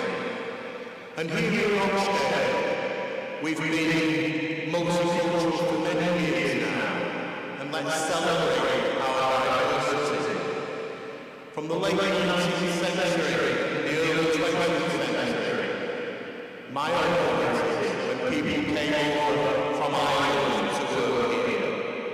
Then after the Second World War, our Ukrainian community, Polish community, Hungarian, Italian communities came over to settle here in Rochdale. In the 1950s and 1960s, many people in the South Asian community came to make their home in Rochdale. From Kashmir, largely after the construction of the Mandela Dam. Many Pakistanis then many Bangladeshis, all of whom made tremendous contributions to our society here in Rochdale. And then more recently, with the expansion of what when we were the European Union, people came from Poland, from Czechia, Lithuania, Latvia, Bulgaria, Romania, and then recently, newly emerging communities in our world, from Africa, from Angola, Democratic Republic of Congo, Senegal, and above all, our large and very vibrant Nigerian community in Rochdale. So it's saying that's good, and I celebrate our fantastic diversity here in Rochdale. And we've always had good community relations in Rochdale. While in the past, we've often seen community tensions taking place in other northwest towns and cities. We've never had that here in Rochdale because we've got good community cohesion where we work together. But of course, diversity isn't just about culture or ethnicity. It's about faith.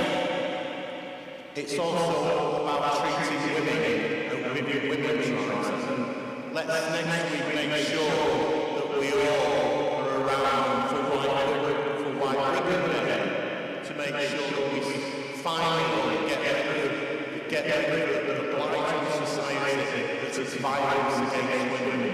Violence against women is not acceptable in our community at this day and age, and it must stop. Secondly,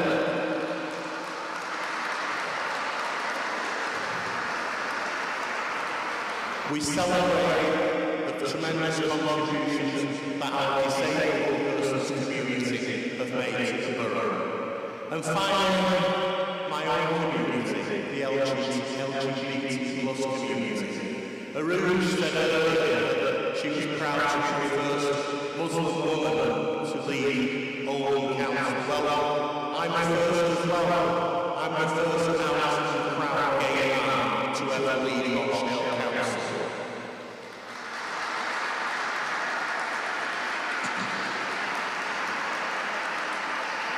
So like I say, finally, thanks to KYP people lead diversity awards every year, and they do a tremendous job. Zoe is an absolute stalwart, and without him, these awards wouldn't take place. Let's have a round of applause for Zoe.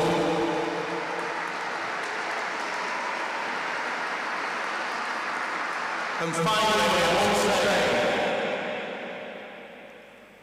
we not only celebrate our diversity, we are stronger because of our diversity. Rochdale is a better place because of our diversity.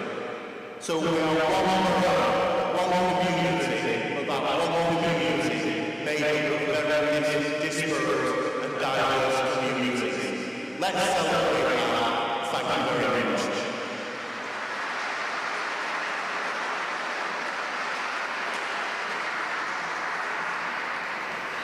Thank you, Neil, for those kind words. Neil, have you got a minute? I think I forgot something. So, there's somebody that's done a lot of work for equality, diversity, and inclusion, and would like to recognise them with a special recognition award.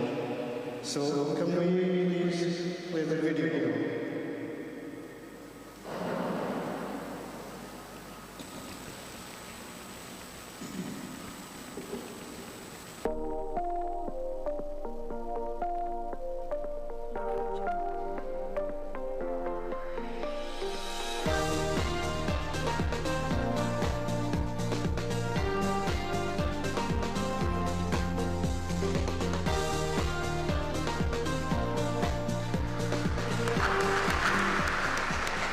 Such is the public face of community safety. Saj is always the member in community safety that has his ear to the ground and always relays back any information he has back to both to the councillors and to senior management within the council. So since Saj joined the council in 2009, he's been absolutely instrumental in supporting cohesion and in addressing inequalities in Rochdale. He thoroughly understands our diverse communities in Rochdale. He is a first-class officer for the council, but more importantly, he is a first-class member of our community. During the COVID pandemic, Saj acted as the glue that held many of their communities together and worked across agencies like the council, the police and other emergency services to make sure that people in their communities got the help they needed at the right time.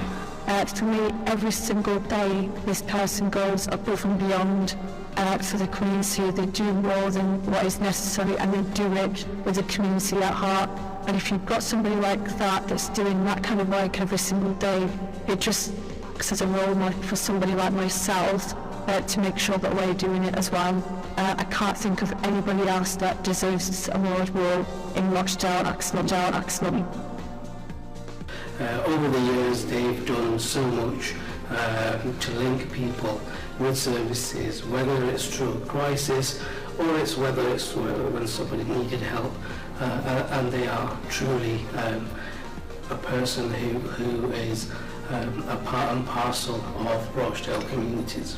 For me, it's been an honour and privilege to work alongside him on many activities and projects that we've done. Locally, he's contributed, internationally he's contributed. His contributions has been through many projects with myself as well. For Saj, in his role, which is crucial in supporting communities and neighbourhoods and ensuring that Rochdale residents are in a safer place. Saj has been a very hard-working, dedicated person. He's always been on call whenever we needed him. He's always responded to the needs of Rochdale and the needs of the Rochdale community. He developed a relationship between the community and the statutory services at the forefront of cohesion, diversity and safety, going above and beyond what has been expected. He's such a lovable person, such a character. So Saj, I just want to say a real massive thank you for all the help that you've given me and for everything that you do for Rochdale, and I'm really sorry that I can't be there tonight to see you win this award and also see you blushes as you have to take the stage. I just want to say a huge thank you from the bottom of my heart for the work that you've done over the years, and I hope that you will do over the coming years, and of course inspire other people because you're truly amazing. I'd like to express my gratitude personally for the contribution that Saj Mia has made. Thanks very much, Saj. You do a superb job. There are many things that happen in this borough that we wouldn't be able to cope with without you. Thank you very much.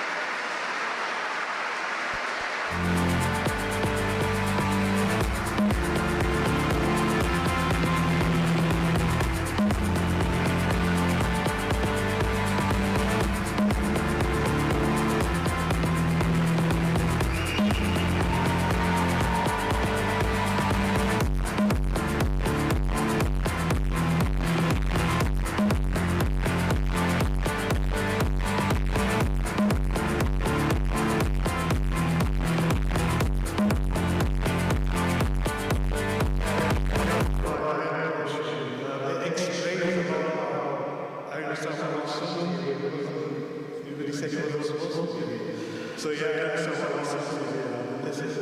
this is not a single person, this is definitely a team effort, because I always talk about community being essential to making things work, to moving forward, to making sure that it stays safe, because without the community on your side, you can't have your jobs.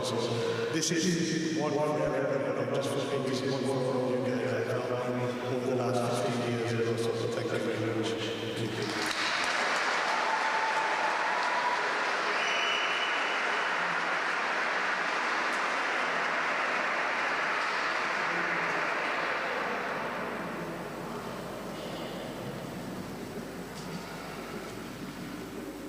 So, moving on to the next part, final awards section. I'm sure you're dying to get some dessert now.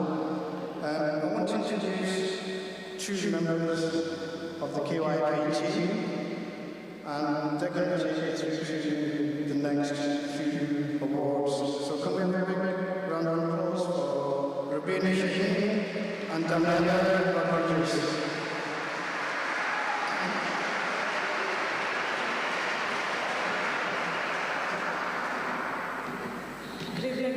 My name is Rubina. Good evening, everyone. My name is Daniela. Thank you so much for being here this evening. We've all eaten. I'm not comfortable. We've got round two as was discussed earlier. There's some favours that we've done round one. Please don't be falling asleep because it's still going. I will be keeping an eye on it if I find that myself in the middle of this. The finalists for the Education and Apprenticeship Award. I'd like to invite Estelle, the Chief Executive of Your Trust, to the stage to present today's, to announce today's winner. And in the meantime, those will have a video. Education or Apprenticeships Award are Rochdale Training. With 50% of the workforce reporting health issues or disabilities and 8% of their learners indicating a learning or physical disability, Rochdale Training is dedicated to inclusivity. This commitment has enabled 931 learners from diverse communities to access essential education and employment opportunities. In the past academic year, they achieved a 5% increase in female and ethnic minority engineering apprentices, alongside a 7% rise in males pursuing teaching assistant and early years apprenticeships. Following insights from the last Diversity Awards, Rochdale Training upgraded their multi-faith room and formed an equality and diversity group to engage new communities, employees and learners. Skills for All.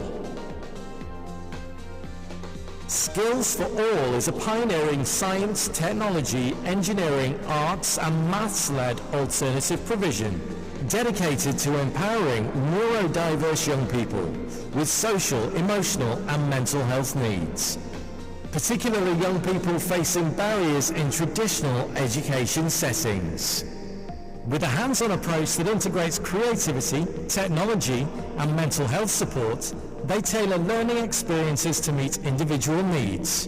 Students have developed practical STEAM skills from coding to creative arts, filmmaking and games designs to robotics, opening new opportunities for future education and employment. Students with special educational needs thrive in their inclusive environment, gaining confidence and critical skills, proving that every young person deserves the opportunity to succeed. Hopwood Hall College.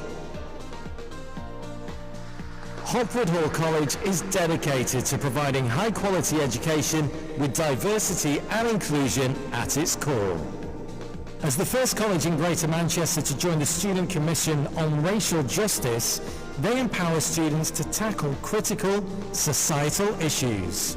Their Call It Out campaign promotes open dialogue on discrimination, cultivating a culture that not only recognises but also celebrates differences. To enhance female representation in construction and engineering, Hopwood Hall College launched the Women in Tech initiative, connecting female students with potential employers. They engaged over 300 girls from local feeder schools, dispelling myths about careers in these fields. These efforts led to an achievement rate for females in construction and engineering that is 8.3% higher than national benchmarks.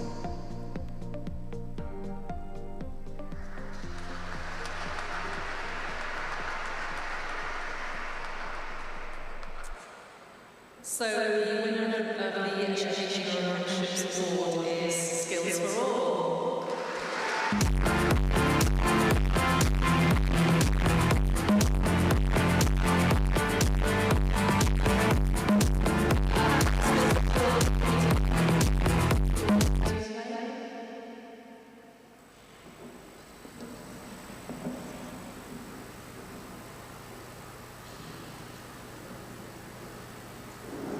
Hello everyone. I'm truly honoured to accept this award on behalf of Skills for All as one of its co-directors. And whilst I'm incredibly disappointed that we can't be with you in person to accept and celebrate this award, it's wonderful that we can do this virtually. And Skills for All is dedicated to creating opportunities for neurodiverse young people and those facing barriers through traditional education. We combine creativity, technology and mental well-being to empower our students to thrive academically, socially and emotionally. And seeing those students gain confidence, reconnect with education, develop critical STEAM skills is what drives our passion every single day. And this award is a testament to the incredible young people we work with, their resilience and their determination to succeed despite the challenges that they face. It's also a reflection of the hard work of our dedicated team who constantly innovate and adapt to meet the unique needs of every learner. We just want to say a massive thank you to KYP and the Rochdale Diversity Award for recognising our efforts. This award inspires us to continue transforming lives and creating a brighter future for the young people that we serve. Congratulations to all of the other nominees and winners tonight. It's really amazing to share this space with so many change makers. Thank you again, and I hope you will have a wonderful rest of your evening.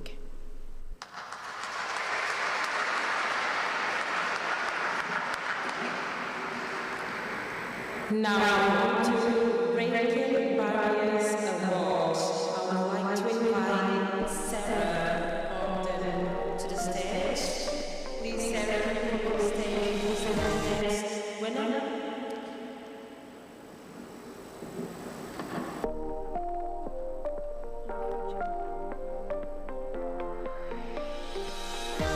The finalists for the Breaking Barriers Award are Fida Hussain. Fida has devoted over 40 years to supporting youth and community development in Rochdale, championing inclusivity and engaging diverse groups in outdoor activities and volunteer work. As the UK's first mountain leader of diverse ethnicity, he received the National Mountain Leader Award in 2015 and appeared on BBC's Country File. In 2007, Fida was honoured to escort Queen Elizabeth II to the throne for the Royal Charter Award. He has inspired diverse groups to participate in the Duke of Edinburgh's award and other initiatives. Fida's legacy includes mentoring future leaders, bridging communities, and driving positive change. His impact is truly inspirational and transformative. Maverick Lab CIC. Maverick Lab CIC empowers Rochdale's residents through personalised coaching, career guidance and community programmes. Since 2019, they've helped over 650 residents, fostering growth, well-being and resilience with initiatives like community gardens, digital inclusion and support clubs, promoting unity and opportunity. 43% have progressed onto employment and further training. Maverick Lab's dedication to positive change continues to make Rochdale a stronger, more connected community. The Rochdale Science Initiative, CIC. The Rochdale Science Initiative, CIC, is transforming science, technology, engineering and maths education by making it accessible to all. Inspired by the need to fill a critical gap in STEM engagement among minority communities, RSI engages underrepresented groups with events like the annual Science Extravaganza, attracting thousands of young people and families. Supported by key organisations, RSI promotes inclusivity, sustainability and connects youth to pursue STEM learning to address global challenges, inspiring participants to embark on sustainable practices and careers.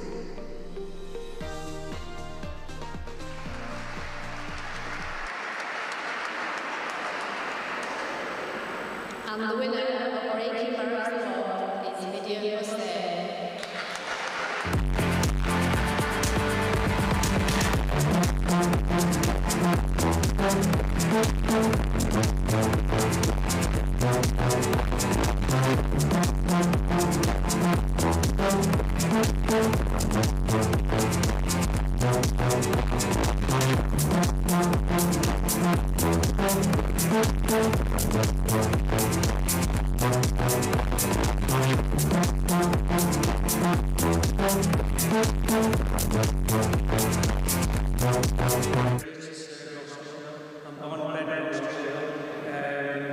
We're talking about Reiki, and I remember 20 years ago,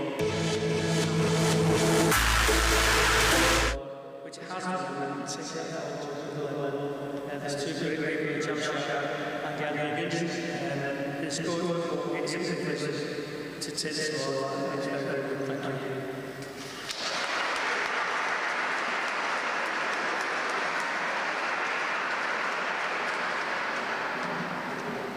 Thank you very much for what you say.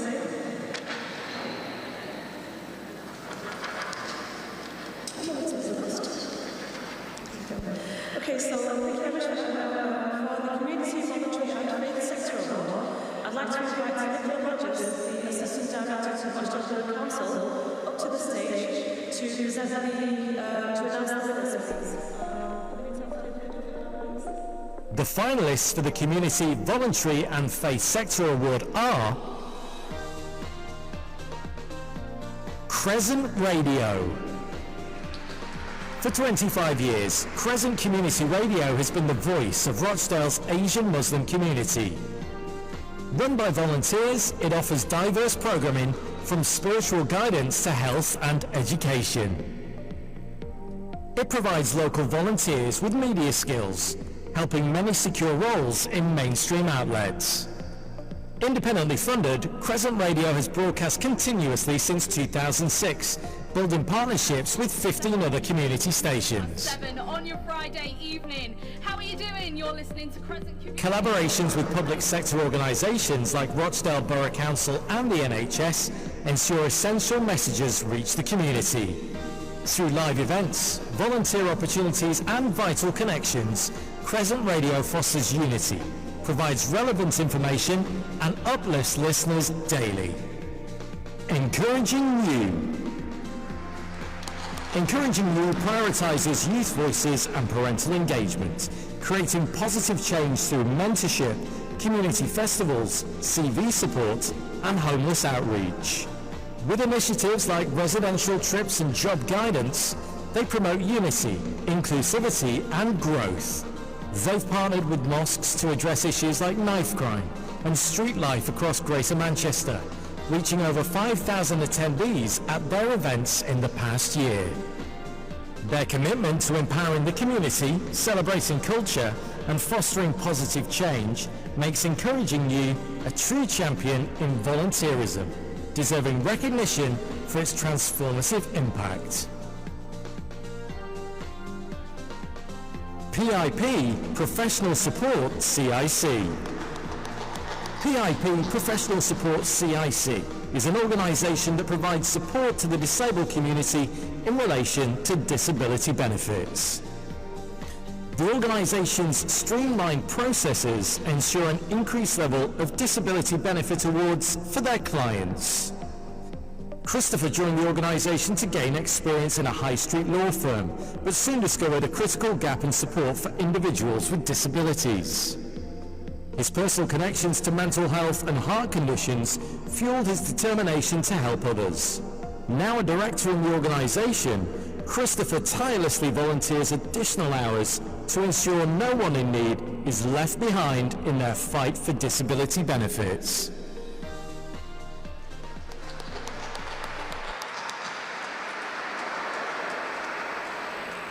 And the winner of the Voluntary Affairs Sector Award is Crescent Radio.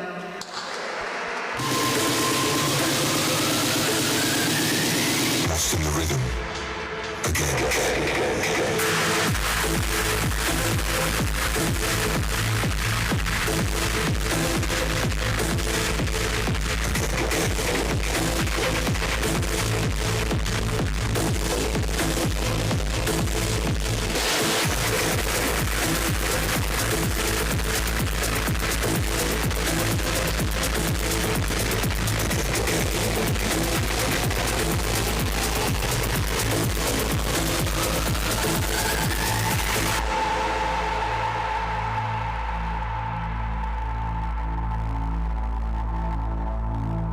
Nothing exists but this moment, an embrace of sensations, sights and sounds. I'm somewhere far away in a world I've yet to explore, but it feels so familiar. I have never... It's behind the scenes people that make all the difference. So I'm like the glue, like Paul Widow was saying. But it's these people and the volunteers and the presenters that do all the presenting, do all the programs. So 25 years, President Radio has been here, handling the volunteers and the presenters all the time, giving them respect. So thank you very much. Thank you.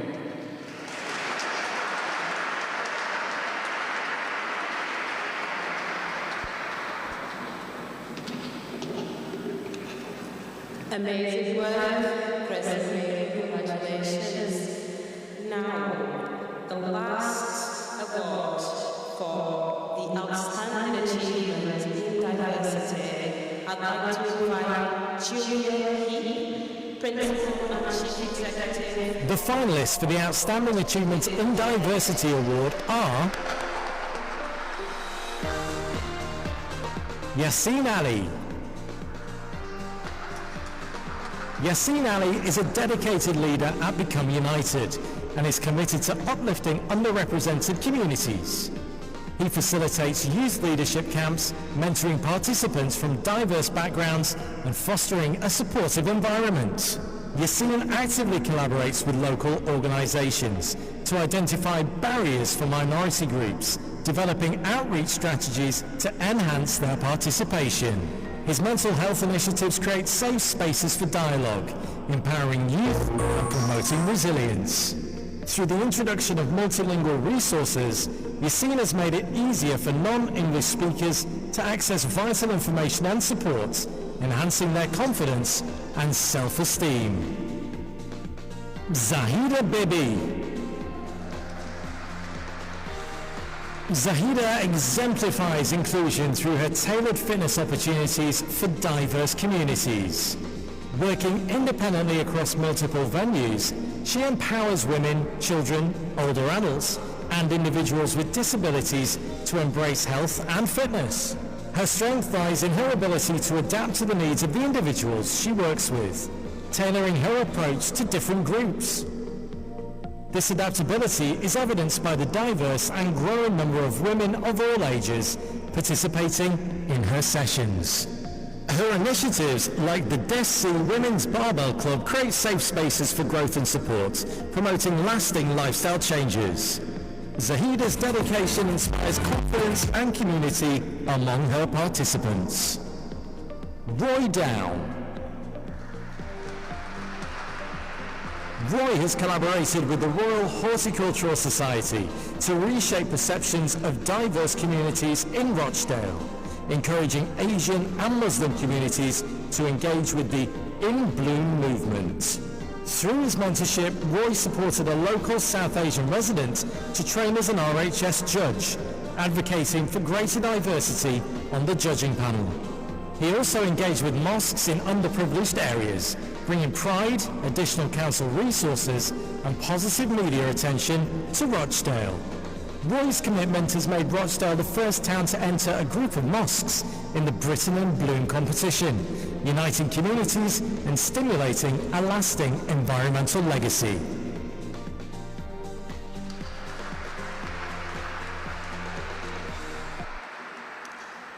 And the winner of the Outstanding Achievement in Diversity Award is Zahida Bide.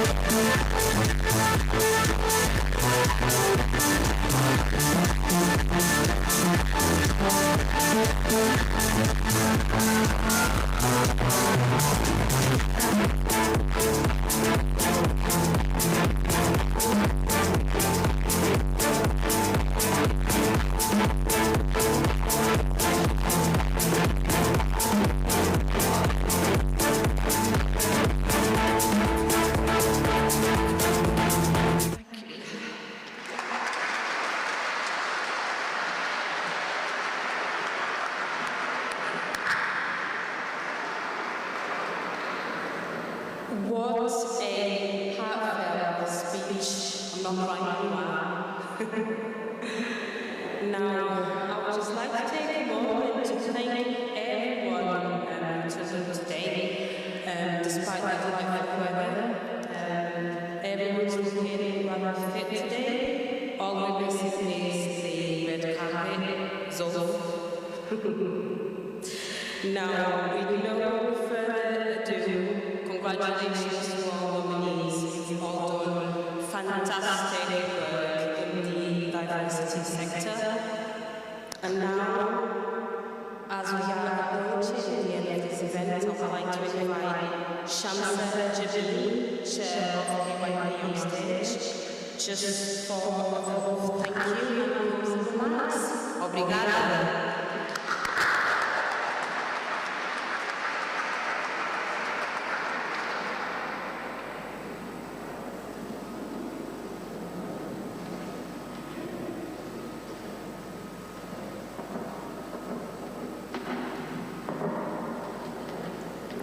Oh, it is actually right. I can't see you. We're in the final structure. I wanted to just take this moment just to say thank you to everyone for that just today. So good evening, Mayor, distinguished guests, ladies and gentlemen. As the Chair of KYP, it's my honor and privilege to be here once again at this wonderful venue on this prestigious occasion to offer this year's vote of thanks. Before I start, the applause has been a bit that was stepping in today, so I'm really enthusiastic as I go through the thanks today. Thank you very much. First of all, I'd like to take this opportunity to express my sincere gratitude and appreciation to all of our partners, sponsors, nominees, winners and guests who made the Rochdale Diversity Award ceremony possible and a huge success. I'd like to start by thanking our guest speakers who have shared their views and insights on the importance of diversity and inclusion. They have inspired us with their stories and challenged us to think and act differently. Thank you for sharing your experiences and your wisdom.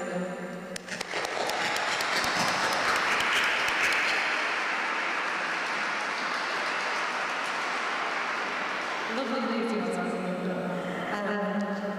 Next, I would like to thank our judges. Thank them before, but it is an unenviable task to have to select finalists and actually find the winner from such a huge amount of nominations that were in this year. As Zol said, another record-breaking year. They've had to go through all of the nominations with extreme fairness and rigour to have come to those to our finalists. Thank you for your dedication and passion and support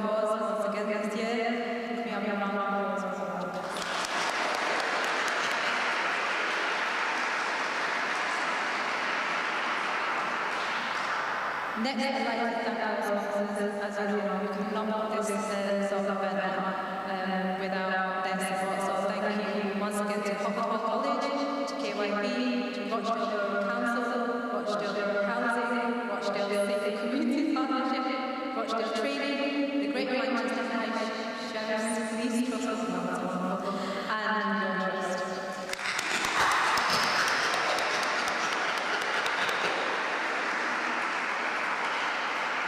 Next, I come on to the stars of the show, our finance and awareness. They are the ones who have proved their passion and dedication to equality, diversity and inclusion in our borough through their work, projects, initiatives and activities. They have shown us the best examples of respect, empathy and openness, and have inspired us to do the same. Thank you to our finalists and winners of the Rochdale Diversity Award 2023.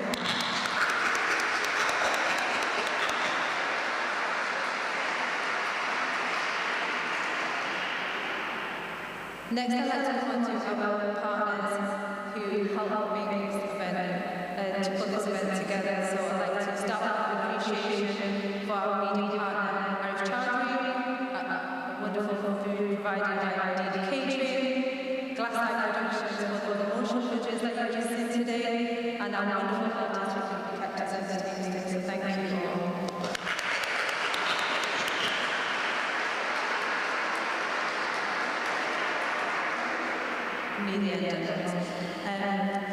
Tonight we're not here with the hard work and dedication of the team at KYP, who work tirelessly in the background, holding the books up the front, doing all the work, taking leads.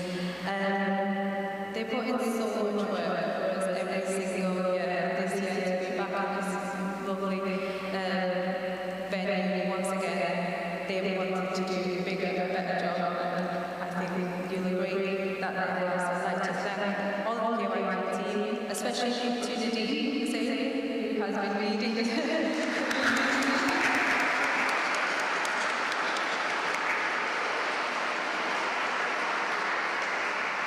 A huge thank you to Zol, Sakale, Daniela, and Emily for preparing for us tonight. Thank you all for everything that we do every single day, from the church perspective, not just today, but every day. So thank you.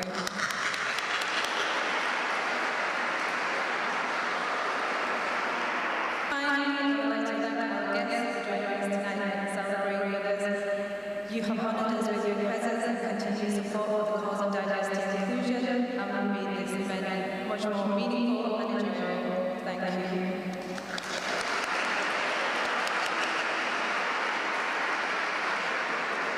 Ladies and gentlemen, that concludes the Rochdale Diversity Award 2024. I hope you had a great time, and right now, put this event and